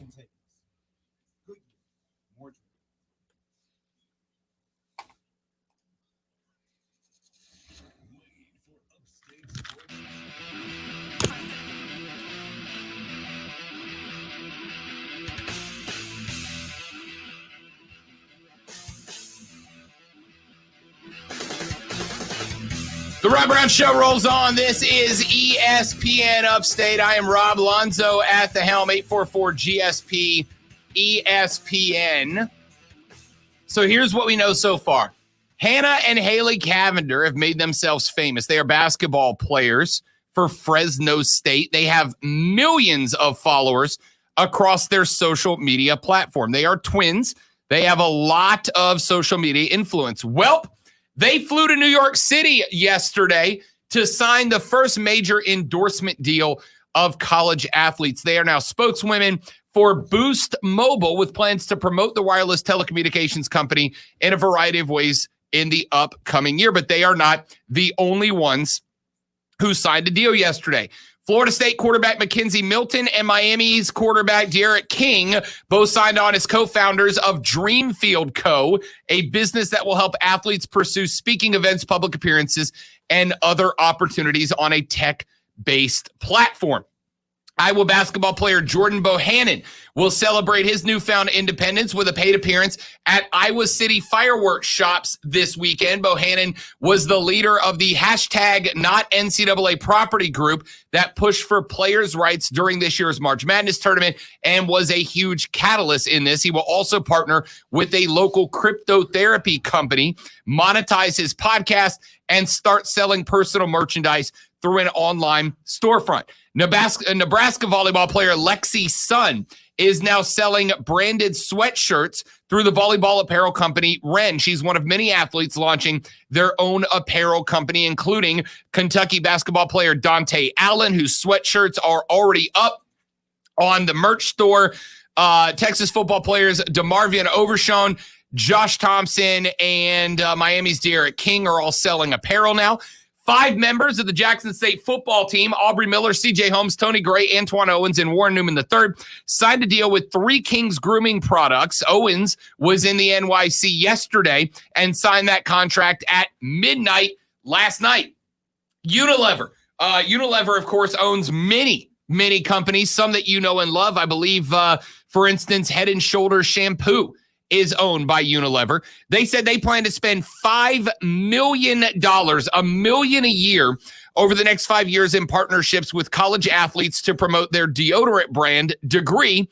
A company spokesperson says it plans to spend equal amounts of money on male and female athletes from a diverse range of sports and backgrounds, featuring athletes with, quote, unique stories worth telling, end quote. Runza, a restaurant chain based in Lincoln, Nebraska, announced that it will offer a flat fee to the first 100 Nebraska-based college athletes who promote the company's rewards program on their social media feeds. Auburn quarterback Bo Nix announced an endorsement with Milo's Sweet Tea shortly after midnight on his Instagram account. Nix is also sponsored by Ledco Lightning and arranged that deal using the platform Icon Source, which says it facilitated more than a dozen sponsorships with individual athletes in the first hour of the NIL era. By the way, Milo's Sweet Tea is delicious. Former Notre Dame walk-on football player Mick Ossoff said his company, Yoke, onboarded hundreds of college athletes since midnight on Thursday. The Yoke app allows athletes to make money by playing video games with fans. That is to say that You as a gamer, Zoe, can now pay a certain amount of money from a few bucks to a few $100 to play a game with NFL receiver Antonio Brown and Chase Claypool, or now one of hundreds of college athletes. Wait. How do we get in on this? Have a chance to play a video game with us? I mean, we're celebrities. I have literally just announced my gamer tag on air and said, hit me up. I've got like 10 or 12 listeners that I play Call of Duty with consistently now. I don't usually play multiplayer, but I will for money. Marshall offensive lineman Will Ulmer has been playing country music gigs. Here's one, Zoe, that I wonder if you will be in favor of. So Marshall offensive lineman Will Ulmer is a country music singer, and he travels around, or has traveled around the area around Marshall, paying played gigs or passing up money to pay them under the alias Lucky Bill around Marshall. He's been playing live music since he was 8 years old, and since his time as Marshall, has had to pass on making money to play live gigs, something that is a passion of his. So he has not been allowed to make money by actually performing concerts. Now he can do that. Lonzo, does he have a right to make money by doing something unfootball related, by taking his musical talent when people have wanted to pay him money to do this, and he's done it for free, and he's had to do it under an alias in the past? Does he have a right to play country music and make money for it while also being a football player? I first would like to say that no one has the right to play country music because it's painful. But yes, I do think that's different. And I'm waiting for you to call me a hypocrite or something, but I think that's different. That's not taking an endorsement. You're being paid to play music. That's different.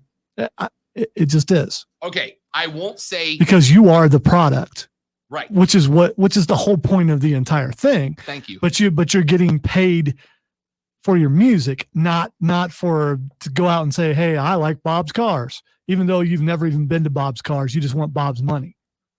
I do appreciate that you went ahead and made my argument for me. Yeah, because I knew it was a trap. It doesn't. I still disagree with you about everything else, but so you threw in the music thing just because you knew which side I would be in as a retired musician. But that's fine. I would dare not do a such thing. Yes, it was a trap.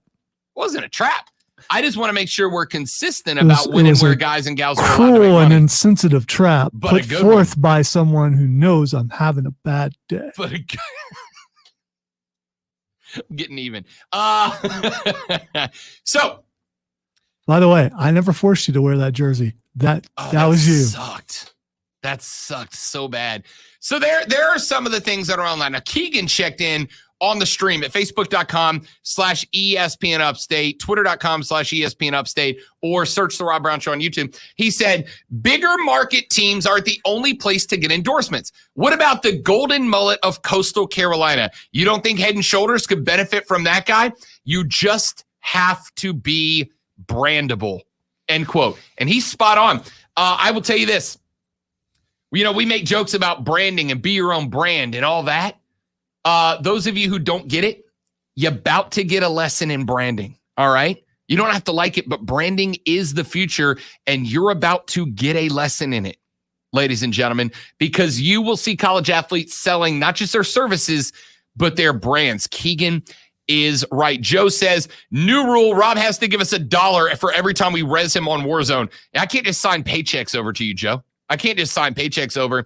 Yeah, $1 makes up a good portion of his paycheck. Yeah, and considering I'm getting res like 5 times a game and playing 8 to 9 games a night, it's not going to go well for me. And Josh says, will Giannis play tonight? Nope, he has been ruled out. And we'll break that down in the final hour of the show. Fight Club coming up at 2:20. The Rob Brown Show's on your radio. This is ESPN Upstate.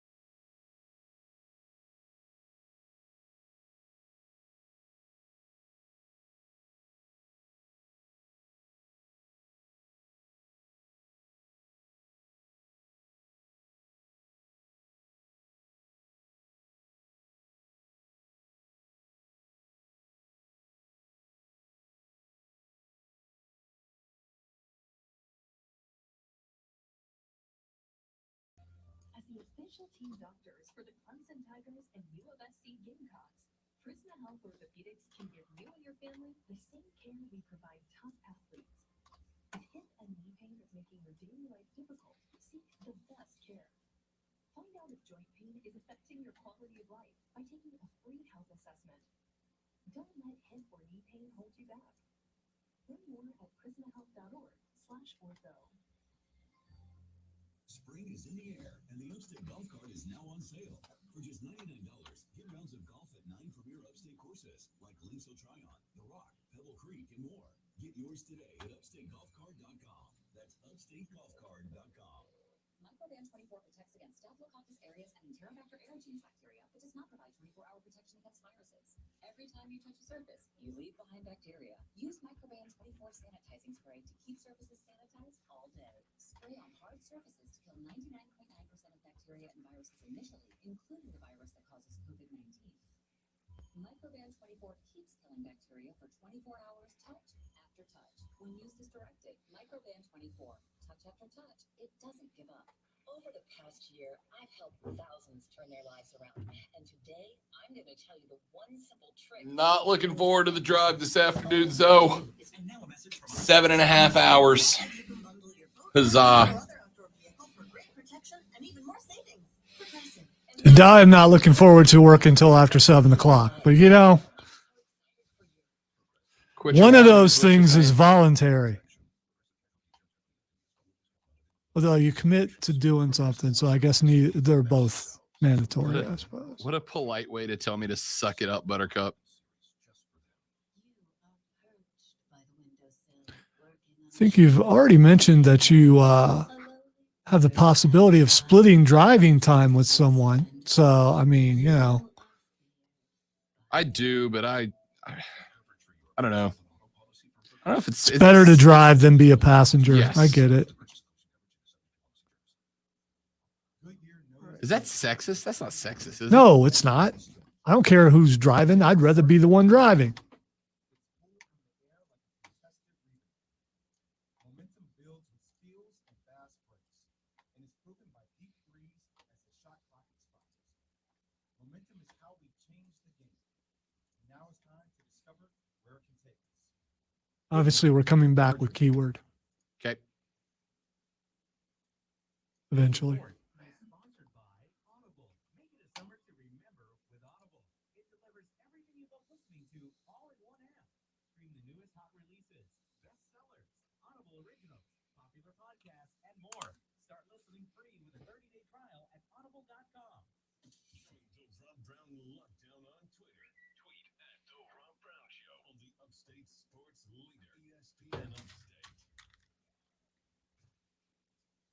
Let's try to win you $1,000 before we get out of here for the hour. The 2:00 keyword is stripe. STRIPE.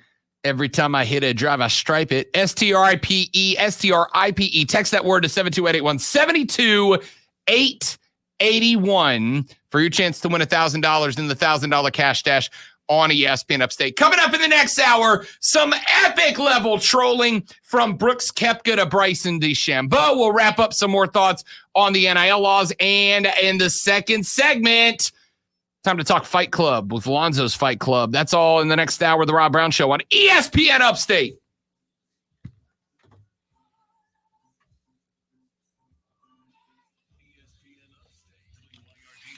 Like it noted that you cut your own self off. Yeah. That was not me. You have a golf cart in the first break. Did you hear me? Yes, golf cart in the first break. Okay. All right. Thank you very much. You know, yesterday you didn't. Yes, Yeah, well, I'm an idiot. Yeah, just making sure.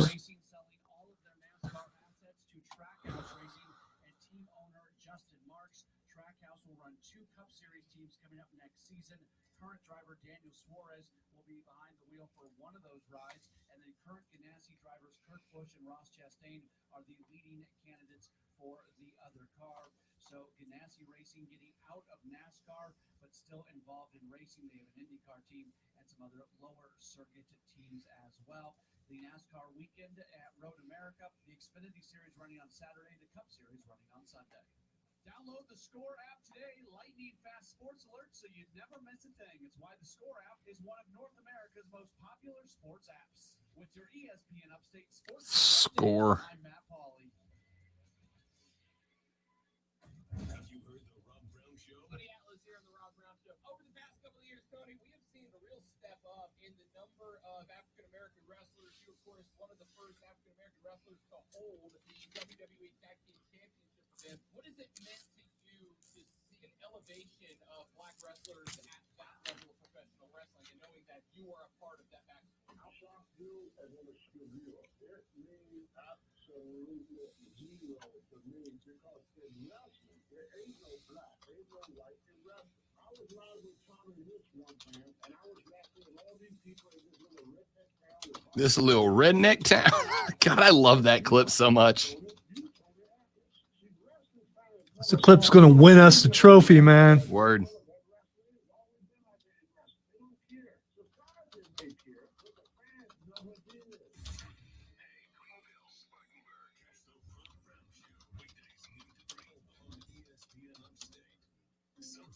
Reaching the radio is hard. I'm real comfy under these covers, and I can't reach the radio. Then throw on a robe and get out of bed. Well, I never. Then maybe you should. Alexa may be sassy, but she can help as well. Just ask it, I will play the radio for you. When you can't reach the radio, ask Alexa to play it for you. Alexa, play ESPN Upstate. Okay. And listen to the Upstate sports leader without moving a muscle. Great idea until atrophy sets in. ESPN Upstate.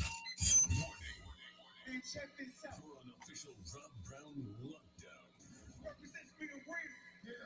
Real, unfiltered sports talk manufactured locally for the Carolinas. This is the Rob Brown Show. Yeah. Only on ESPN. ESPN Upstate.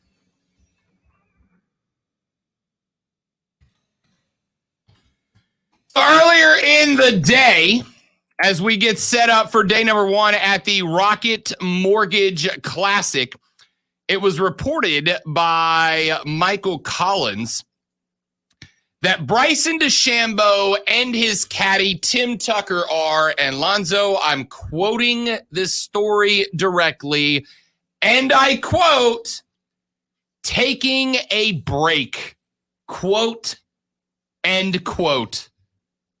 Bryson and caddy Tim Tucker are taking a break. Bryson DeChambeau is playing in Detroit in the Rocket Mortgage Classic. Tucker was on the bag for DeChambeau at the start of the week. DeChambeau told Collins that Tucker has not quit outright, but that the two are going to take some time apart. He did not specify how long the break would be, but Ben Showman will caddy for DeChambeau for the remainder of the tournament. You know, Mark Ryan and I did that 7 months ago.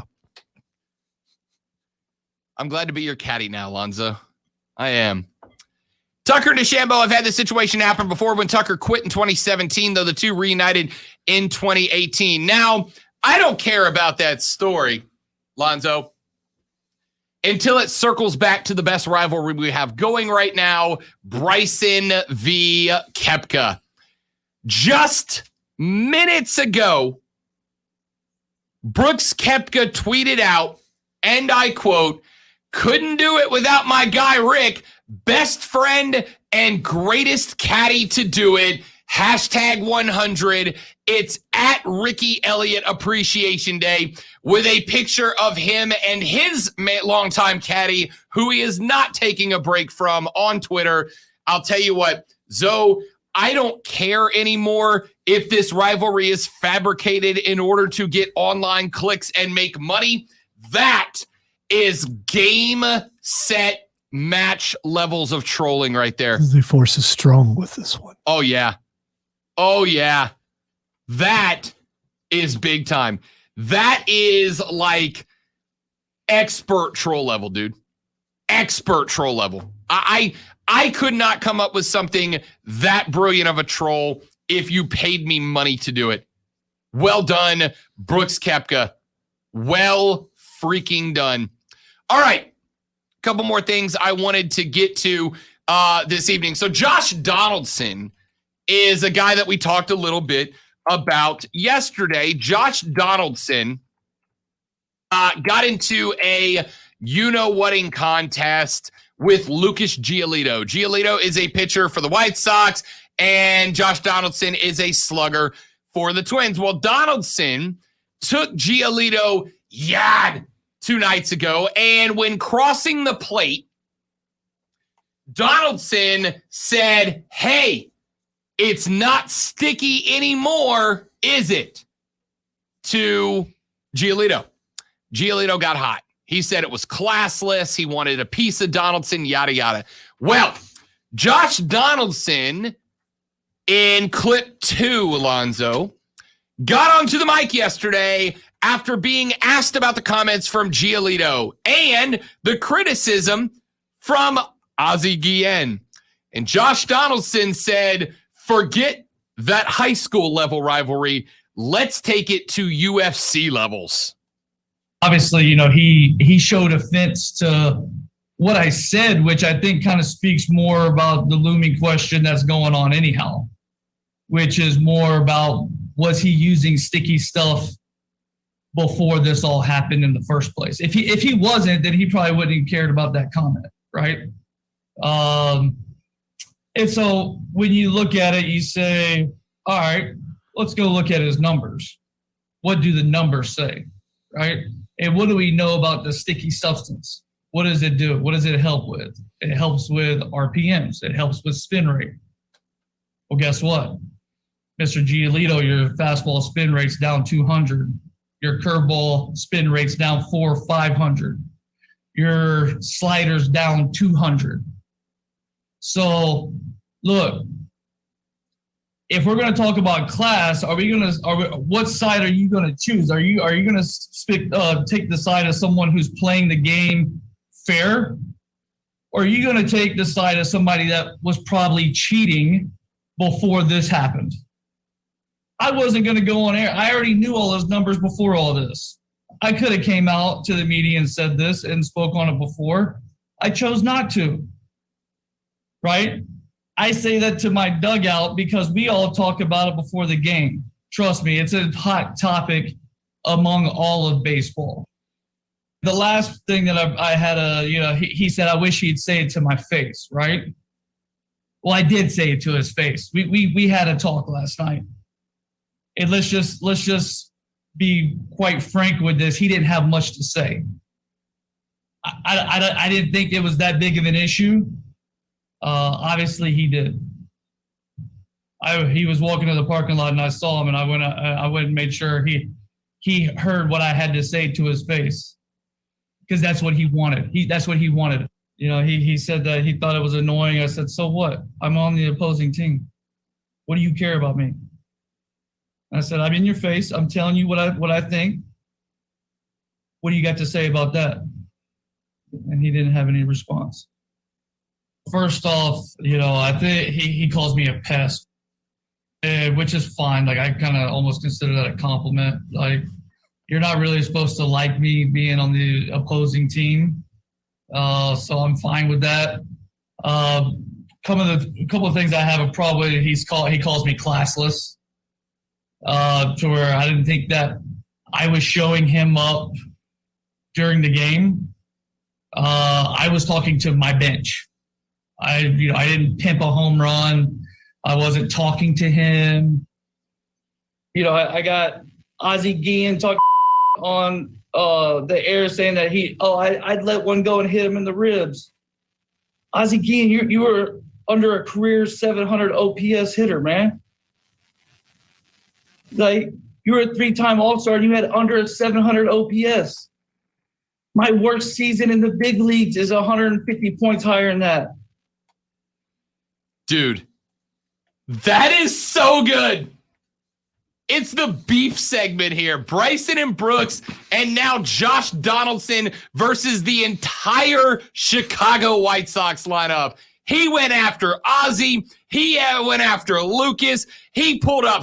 Dude, Zoe, you are committed to the bleep talk when you go scrounge a dude's stats so that you can point out statistically that I am better than you. That is an incredible level of dedication to making sure a dude knows that you are coming for him.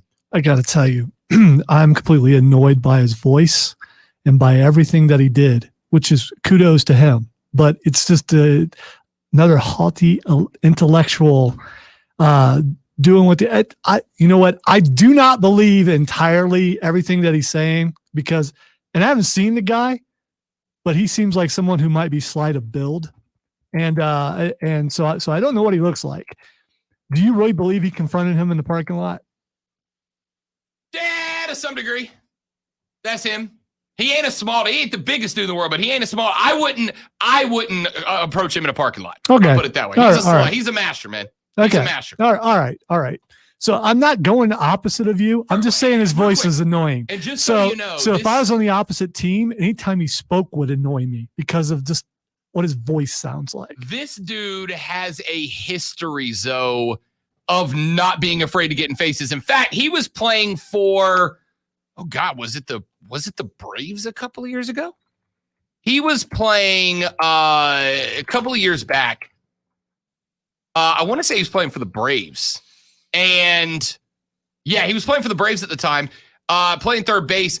And he got a 1-game suspension because he incited a brawl between the Braves and the Pirates.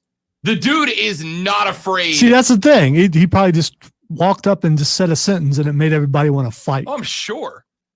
And look, hey, man. His voice is dripping with arrogance. Isn't it, though? It just kind of got that. So here's the thing. Let me compare him. He reminds me of MJF. A little bit. Here's what I'll say, though, on behalf of Lucas Giolito. Zoe, if you say about a dude, hey, if you're going to talk blape, come talk it to my face. Then don't be shocked when the guy comes to your face. That's one of those lines that people throw it out in tense situations. Say it to my face, bro. And then they are stunned when the dude in question says it to their face. I don't think Josh Donaldson is dumb enough to come out with his story of, I chased him down in the parking lot without having chased him down in the parking lot. Because if Giolito comes out and says he did not say anything to me, now you look like a twerp. All right? I believe he did it. And then he went and pulled Ozzie Guillen's stats to take a run at Ozzie of, bro, I'm better than you too. Oh, yeah, I feel you on the MJF comparison. It's accurate. But you can be MJF I'm better when than matches. You, and you know it. Yeah, but that's the thing. You know how you can get away with saying I'm better than you, and you know it. How you can get away with saying to be the man, you've got to beat the man. There's only one way to do it, Lonzo. It's to be better than them, and they know it. The only way to successfully say to be the man, you got to beat the man is to what? To be holding the belt. And Josh Donaldson is holding the belt right now. I love this. Give me all of it. Give me all of it. Joe Bright on Facebook, on the stream, facebook.com/ESPN Upstate, says, as far as NIL laws go, the other question will be, what happens when a big money commitment player puts in a time conflict with the team activity? Sorry, coach, have to skip film session. I'm making $10K to host an event tonight. Here's the thing. You know as well as I do that coaches are going to say, hey, if making money is more important to you than being on this team, then you won't be on this team anymore. Hey, if the penalty is you're going to have to do some extra push-ups or have to run some extra laps, you're going to do that for the money. Hey, $10,000 for me to go run 100 stadiums over at, whatever local high school. Zoe, I got my track shoes on right now, son. The Sambas are on right now. I was going to say Malden High School is right around the corner, so we could get there in like 5 minutes. If somebody wants to meet me at Malden High School in 5 minutes with a bag with $10K on it, I will run stadiums until I pass out. And then I'll get up and do more. All right? But coaches are going to treat this the same way as everything else. They're going to say straight up, you can make all the money you want and I don't care. I don't care. By the way, one of Dabo's players is in the news talking about what Dabo's response is, allegedly. I'll have that for you coming up after Fight Club. They're going to say you can make all the money you want. You want to know why? Every coach, Dabo included, Saban included. You want to know why every coach is going to say, go make as much money as you want? Because that's what it's going to take to get the best players to come to your school. I'm sure there are 1,000 D1 coaches out there who hate the NIL laws. But they are. Though I will be stunned if we see one D1 football coach come out and speak out against the NIL laws. I'll be stunned if we see one coach do it. Do you know why? Because they still need to recruit. And this is a tool. They can have all the conviction they want. I don't think for a second, I could be wrong here. I don't know him personally. I don't believe for a second that Dabo is super duper pumped about the NIL laws. Don't believe it for a second. But of course he's going to say he's excited because he's not about to lose some high money making 5-star to Alabama because he's against it. It's just how the game gets played, y'all. Quick break. Fight Club up next on the Rob Brown Show. This is ESPN Upstate. Golf cart.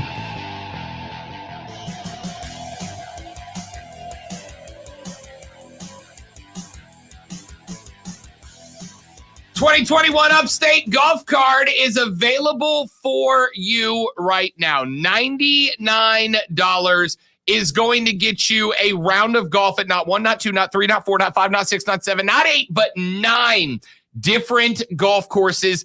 Beautiful, prestigious golf courses around the Upstate. But if you want to get one, you have to, right this very second, go to upstategolfcard.com. Upstategolfcard.com. Supplies are limited. They will sell out.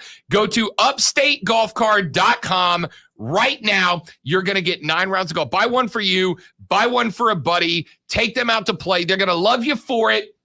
Hey, yes, you can do this and take a client to play golf to make him love you more. Don't take my word for it. Just do it and watch. Go right now to upstategolfcard.com to get yours. It's the 2021 Upstate Golf Card.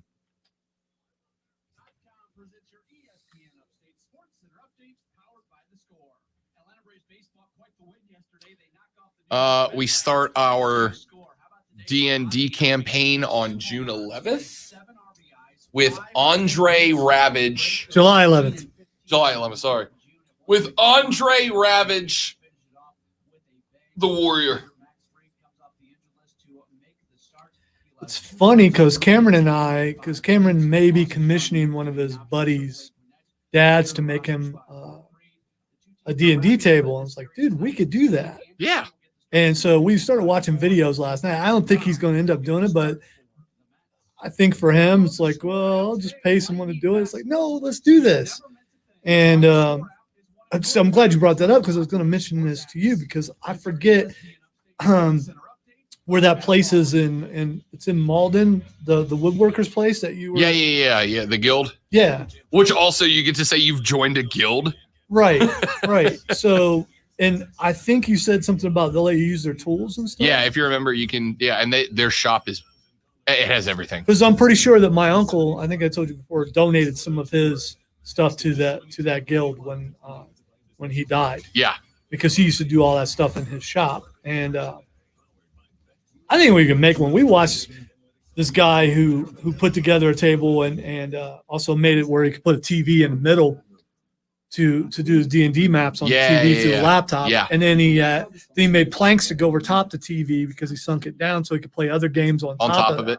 And it had cup holders. He actually put in electrical outlets and things like that, which is a little too, it's not that necessary. But even though wood's more expensive right now, I still think we can make one fairly cheap. And this dude was using a miter saw and a bunch of things like that to fit his corners together and stuff. And I know how to do all that, but I'm not even sure it's necessary. So one of the things that's really cool about that place is there are a bunch of old dudes that just hang out there because that's their thing. That will help you, like teach you, but help you through your project, which is the reason I was going to do it. Because I learn better when people are showing me a thing as opposed to here's the book. My uncle would buy patterns and things like that and make those, wood things that go out in your yard. Yeah. He would get tree trunks and make them into clocks. Yeah. And actually, he died because of one of those things. We had just went and gotten, I want to say red oak or something. It was some kind of red tree. Okay. And I went and helped him get the trunk and put it in his truck. But then I had to work, and he decided to get it out anyway on his own. And it strained his heart, and he ended up having a heart attack and dying. That sucks. So he did that kind of stuff, and I was up there some and helped him. So that was really cool. I mean, it's also, if you're not paying attention, it could be very dangerous with all the different kind of saws and things he had. But he and I built a swing set one time that, NFL teams could work out on. It's like, Ralph, he's only 3. He doesn't, we're going to make sure it's durable. It's like, okay.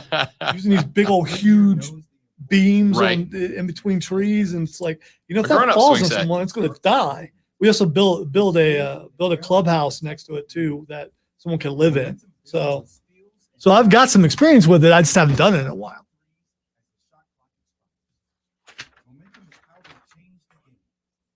So I can't wait to hear how your character goes, because I'm sure you're going to have fun with that. My first magic item that my DM told me yesterday he's going to let me start the game with is it's a championship belt, but it gives me advantage on all strength and grappling rolls. Ooh, there we go. So literally he has given me an incentive to win fights by wrestling.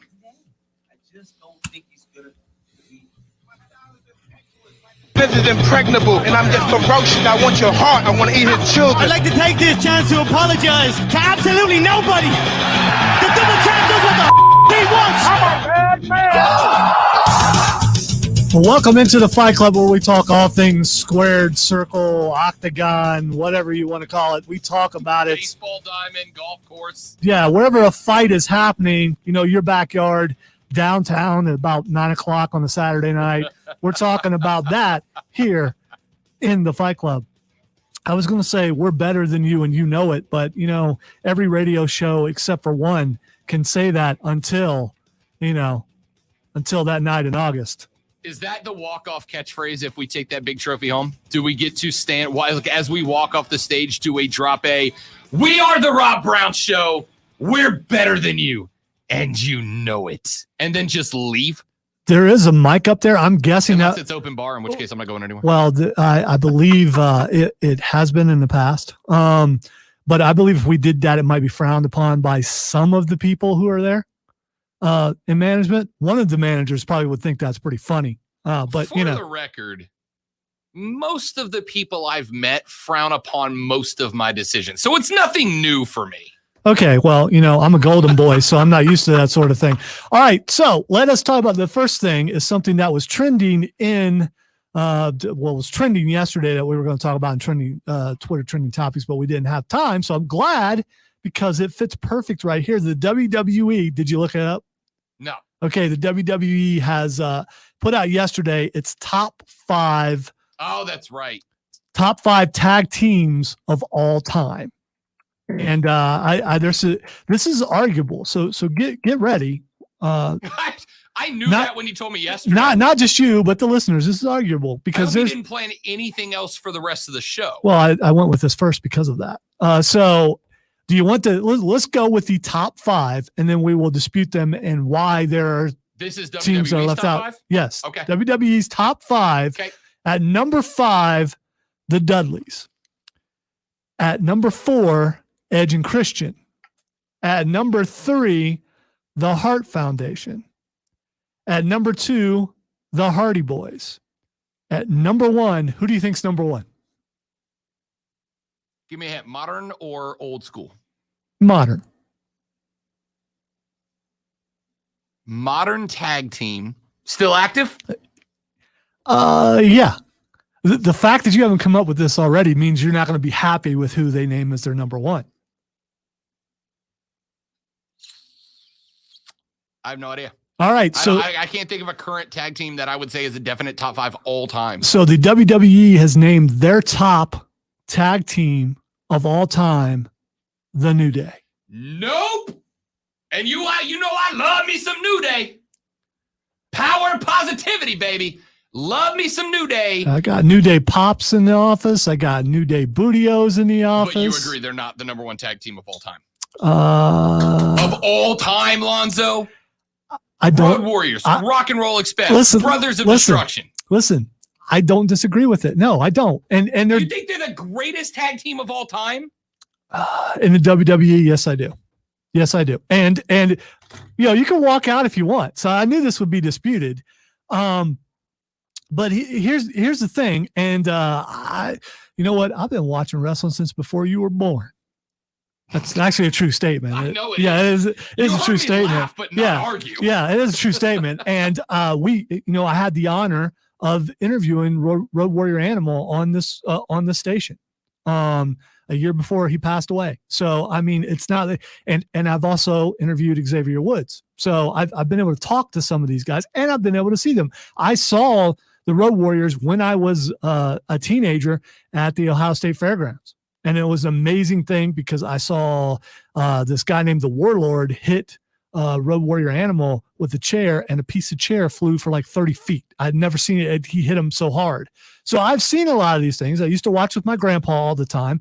There were great tag teams like the Freebirds. I mean, you could start naming all these guys, and it's going to be a matter of kind of the Michael Jordan, LeBron James argument to a point. And then you got the older guys going, hey, what about Larry Bird? What about Wilt Chamberlain? All this. It's the same sort of thing in wrestling.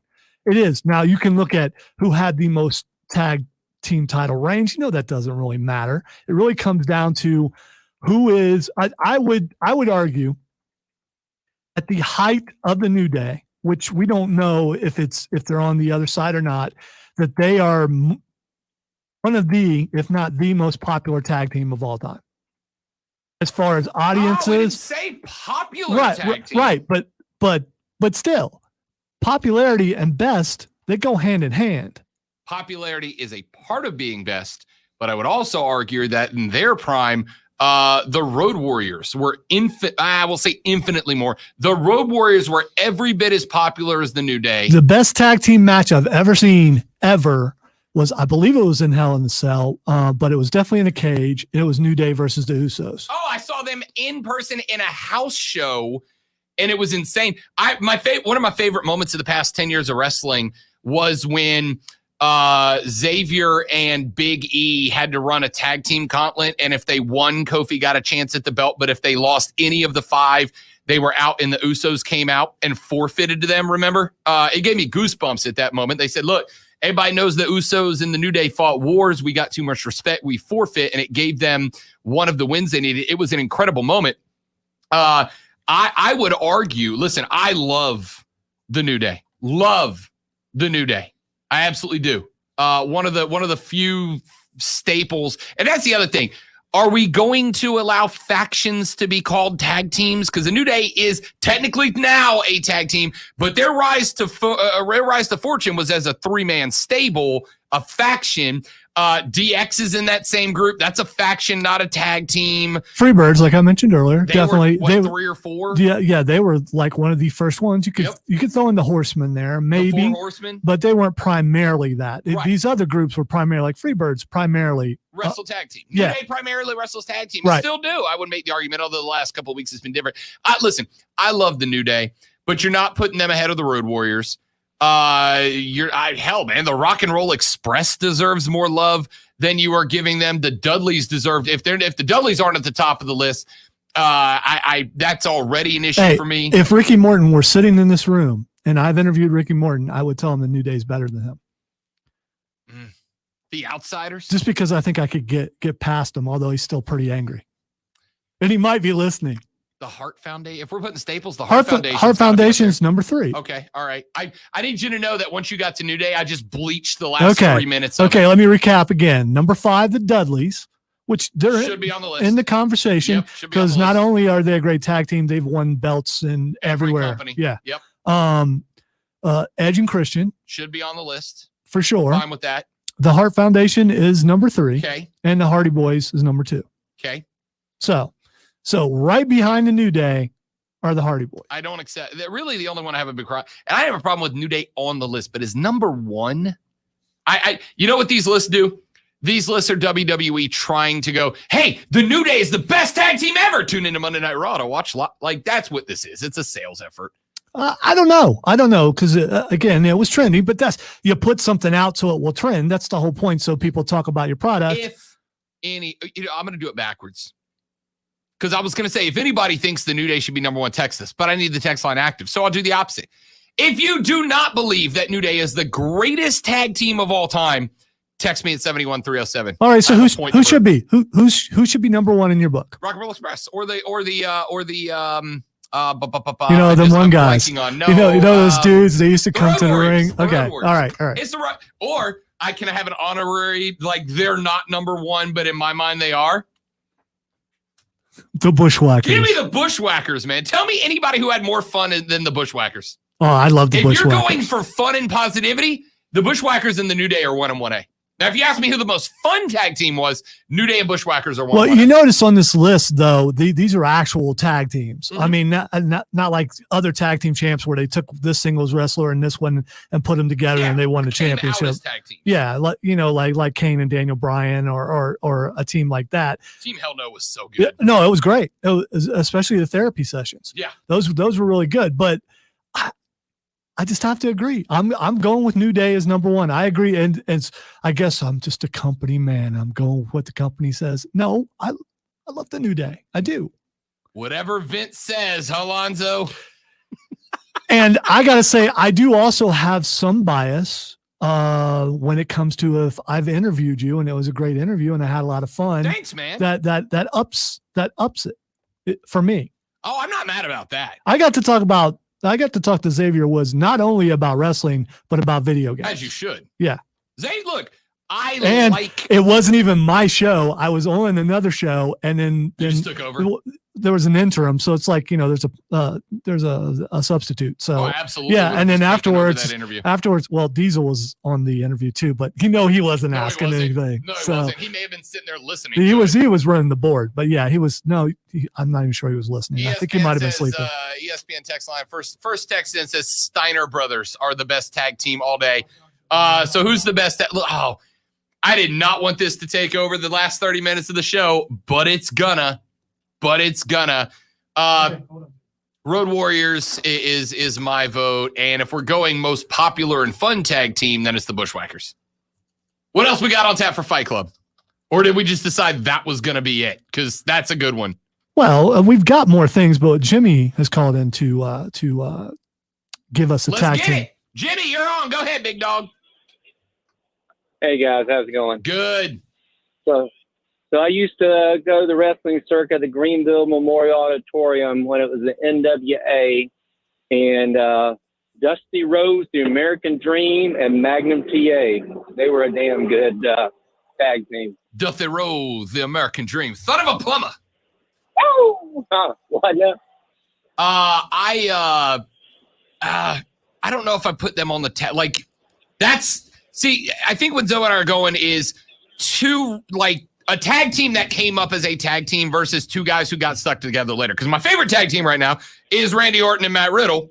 I'm obsessed. Randy. But I don't know. Did they come up as a tag team? See, I don't think so. I think it's another one of those that have been put together. I mean, if you want to look at it at its purest form, you could say the New Day wasn't either, because they were three individual wrestlers, but they came to fame other than Kofi as a tag team. What about Goldberg? Goldberg and somebody else was a tag team with the NWA before he went WWE also. Jimmy. Who he came up with? I'm trying to think. I appreciate the call, Jimmy. Good to talk to you, buddy. I'm trying. Who did Goldberg tag with? I don't remember. I'm sure it was as a one-off. Like he wasn't in a tag team. All right. Tracy says on the stream, Harlem Heat. Ooh, that's not a bad one. Yeah. That's not a bad one. I agree. I agree. Booker T and his brother. That's not a bad one at all. Keegan also went ahead and gave the single greatest tag team of all time, the Rock and Sock Connection. Oh, I thought you were looking at his other entry, Billy and Chuck. Other one's But, good too, but yeah. Rock and Sock Connection was just because of the build-up and the build-up and the build-up and the build-up to Rock and Foley finally tagging, See, which was incredible. I think there was more build-up with Billy and Chuck, especially with the wedding, Fair.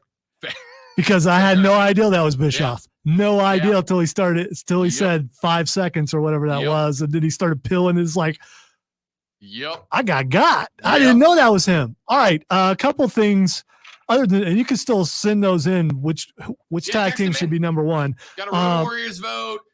Was brief, but Kane and Undertaker. Yeah, Brothers of Destruction was much watched TV. The biggest shock in WWE history, Alonzo, was the day I learned that Kane was not really the Undertaker's brother. Yeah, he used to be a dentist. Yeah. Dr. Isaac Yankem. Yankem, a couple things. Bronson Reed lost his North American Championship to Swerve Scott on NXT. Kind of saw that one coming, but it was a pretty good match. You got to see a little bit of what Bronson Reed can do. He can go for a big boy. Yeah, and so there have been sightings of him on main roster showing up in a couple of different places. So it's not surprising that he's losing the belt, or that he lost a belt, and he lost it to a faction pretty much that I think they're gonna keep that belt for a while. You called it a couple of weeks ago. You thought he was just a placeholder. Yes. Which is fine. And you may not be wrong. Bronson's I think Bronson's main event ready, right? He's big roster ready, I think. I thought he would get a send-off that would be a little bit more celebrated.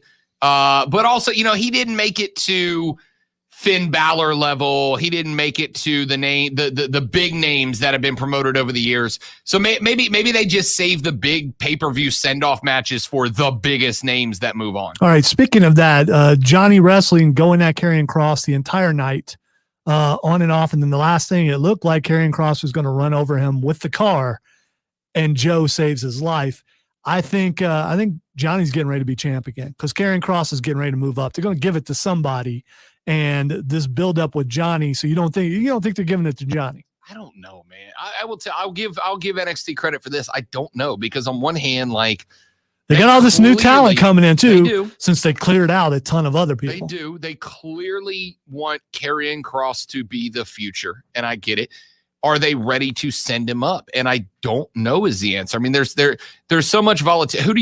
If you send him up to the big roster right now, what's his built-in feud, right? Like, do you have him go straight after Roman?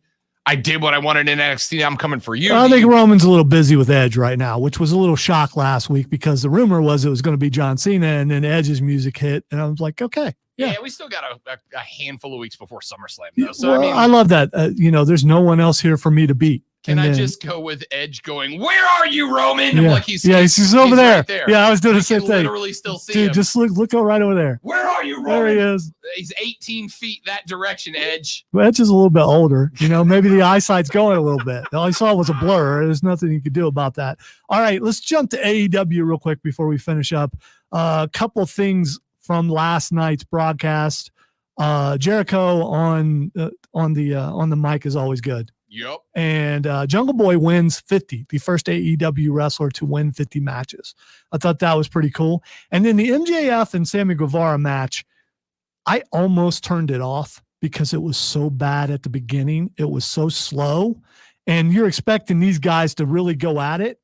And I'm like, okay, I know they can do better than this. I think they tried to go too technical, and they're not those guys. And then when they started throwing haymakers and started getting crazy, then the match got really, really good and got as good as it should have been.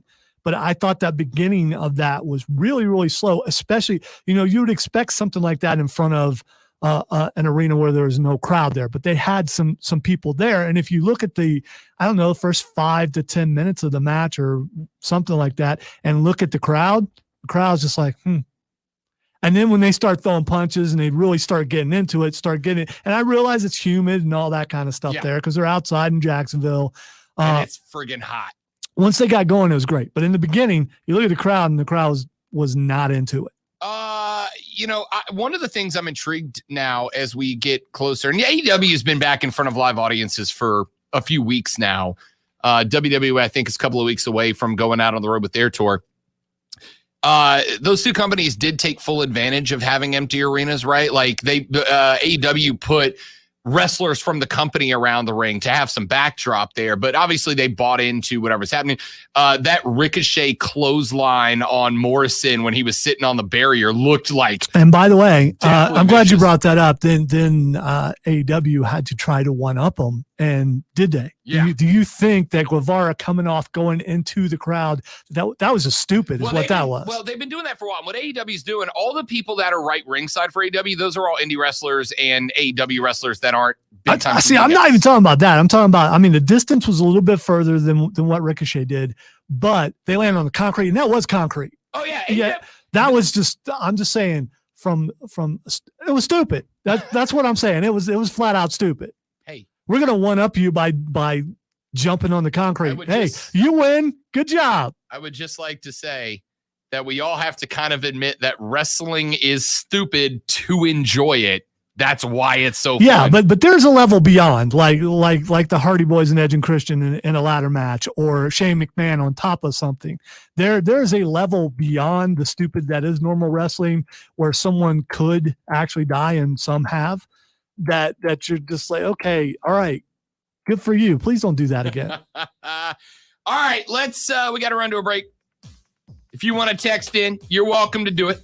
844-GSP-ESPN to call. One more segment, Twitter trending topics. We call it a day on the Rob Brown Show. It's ESPN Upstate. The Rob Brown Show. Listen on your Amazon or Google.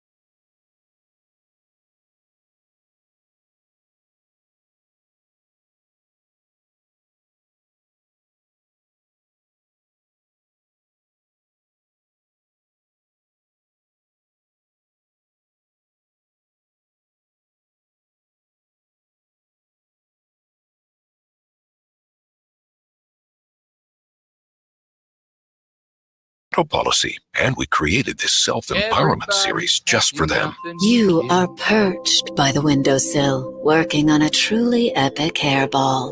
A lowly bird passes by and instinctively surrenders. You are feared by birds. Get coverage for your pets with an auto policy from Progressive. Progressive Casualty Insurance Company and affiliates. Coverage for cats and dogs included with the purchase of collision coverage and is subject to policy terms. Goodyear knows the importance of keeping momentum as you head down the stretch. Momentum starts with movement. It's pulled from the air like a contested rebound. Momentum builds with steals and fast breaks, and is proven by deep threes as the shot clock expires. Momentum is how we change the game. And now it's time to discover where it can take us. Alyssa, you there? Goodyear, more drip. Okay, sorry about that. I just now saw your text. So you're good, I'm good, we all good. This is Yep. SportsCenter. I'm Christine Lisi. Breaking news from the NBA East Finals. Bucks announcing star Giannis Antetokounmpo is out of Game 5 tonight against the Hawks because of a hyperextended knee. in Omaha. Atlanta guard Trae Young bone bruising Did a his College foot, World Series questionable. Jell-O shot 8 Eastern challenge. ESPN Which Radio and the team's fan base ESPN app. The day would after take a the most crushing Jell-O loss in shots which the over the Yankees course of the scored World 7 Series? runs in the first The and blew a record 4-1 was lead set in the ninth. Owner Hal 842 Jell-O Steinbrenner vowing shots to set in keep 2019 manager by the Aaron Arkansas Boone, Razorbacks. GM Brian Cashman, and This before year, the team also said he will not be making Stanford a knee-jerk had reaction 24 in the Jell-O middle of the shots year taken. when he really doesn't think there's a problem. NC State New York currently 78, fourth Tennessee in the AL 79, East, Virginia 8.5 40, games out Arizona of first. 119, Texas 136, Mississippi State Be your own hotspot with Straight Talk's Ultimate Unlimited plan. 2,852. Get 10 gigs of They hotspot data beat for the just record $55 by a month. All of America's largest, most dependable 2,100 networks. Jell-O shots. Straight Talk Wireless. No Wow. contract, no compromise. That's- Compatible device required. See That's StraightTalk.com. amazing, I guess. Wow. He's not messing around. Real, unfiltered sports talk on the Rob Brown Show. ESPN Upstate. Quick segment here with Twitter trending topics coming up next. Mississippi State last night wins the College World Series, but that wasn't the only title that they won. A bar in Omaha every year issues the College World Series Jell-O Shot Challenge, where they ask the fans of every team, they see which team fan base can take the most Jell-O shots. They charge $4 per Jell-O shot. The previous record was 842 Jell-O shots consumed by the Arkansas Razorback fan base back in 2019. They put out the totals this year, and if y'all didn't believe me that it was absolutely a home field advantage for the Bulldogs, who smoked Vandy in games 2 and 3, here were the totals. Stanford, 24 Jell-O shots taken, 40 for Virginia, 78 by NC State, 79 for Tennessee, 114 for Vanderbilt, 119 for Arizona, 136 for Texas, and your winners, the Mississippi State Bulldog fan base over the course of the College World Series consumed 2,852 Jell-O shots over the course of the College World Series. They beat the previous record by 2,110 combined Jell-O shots, more than the record. Not that's the record, 2,110 more than the record. The Mississippi State Bulldogs displaying SEC dominance on and off the field. You know, if you're going to do it, you should do it right. And they did. They did it right 3 times. I don't know the answer to this, but you might. How much alcohol is in a Jell-O shot? I would say you probably get a quarter to a half of regular shot in a Jell-O shot. I'd say it's a quarter. So this wasn't. No, well, let me phrase that. It depends on who's making them. Okay. I have some awful friends who it's like, this isn't a Jell-O shot. This is tequila with green food dye in it, right? If the most people who make Jell-O shots, you're getting about a half to a quarter. So you're looking at around 1,421-ish shots combined taken by the Mississippi State fan base, which is a lot. So it's the entire fan base. So it's not just like one bar in the middle of Mississippi where, you know, like 20 guys from campus came and did all this. No, there were thousands of Mississippi State fans. Yeah, this wasn't like 6 dudes did not recognize reality for a week and a half. This was thousands of Mississippi State fans. Now, you know, a lot of them didn't drink. A lot of them are young. So it's still pretty impressive. The fact that the previous record was 852 and they went for 2,800 and some change. That's insane. Were they aware of the previous record, or they just decided, we're going to make this unreachable where no one could ever? There was a sign posted above. They had a scoreboard. Okay. And they had a sign posted above the scoreboard that said Jell-O Shot Series record 842 set by 2019 Arkansas Razorbacks. And the Mississippi State fans said, suck it, hogs. This is our record now. So how did they prove that? Are they taking videos, the pictures, or something? bartenders just keep tabs as you purchase them. Okay, right? all You'll right. buy them from the bar, and they go, who do you want? And you go, all right, we're Mississippi State fans, and we'll take 10 Jell-O shots. But think about that. If you go to a bar and only take Jell-O shots, you don't drink anything else, and you only take Jell-O shots, you as a person knocking down Let's go crazy.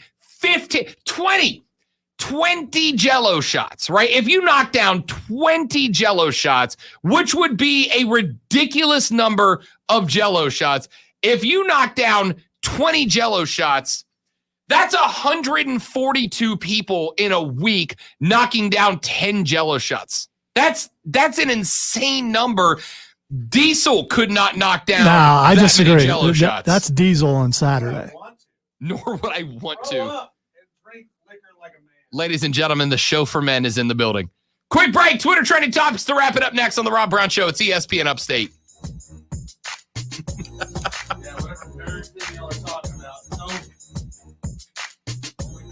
The Rob Brown Show. like Listen on your drinking computer seltzers. and tablet at ESPNUpstate.com.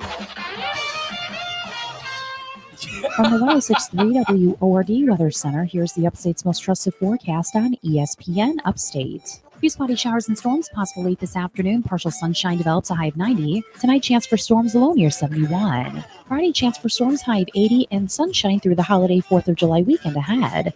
I'm meteorologist Jennifer Wojcicki on ESPN Upstate.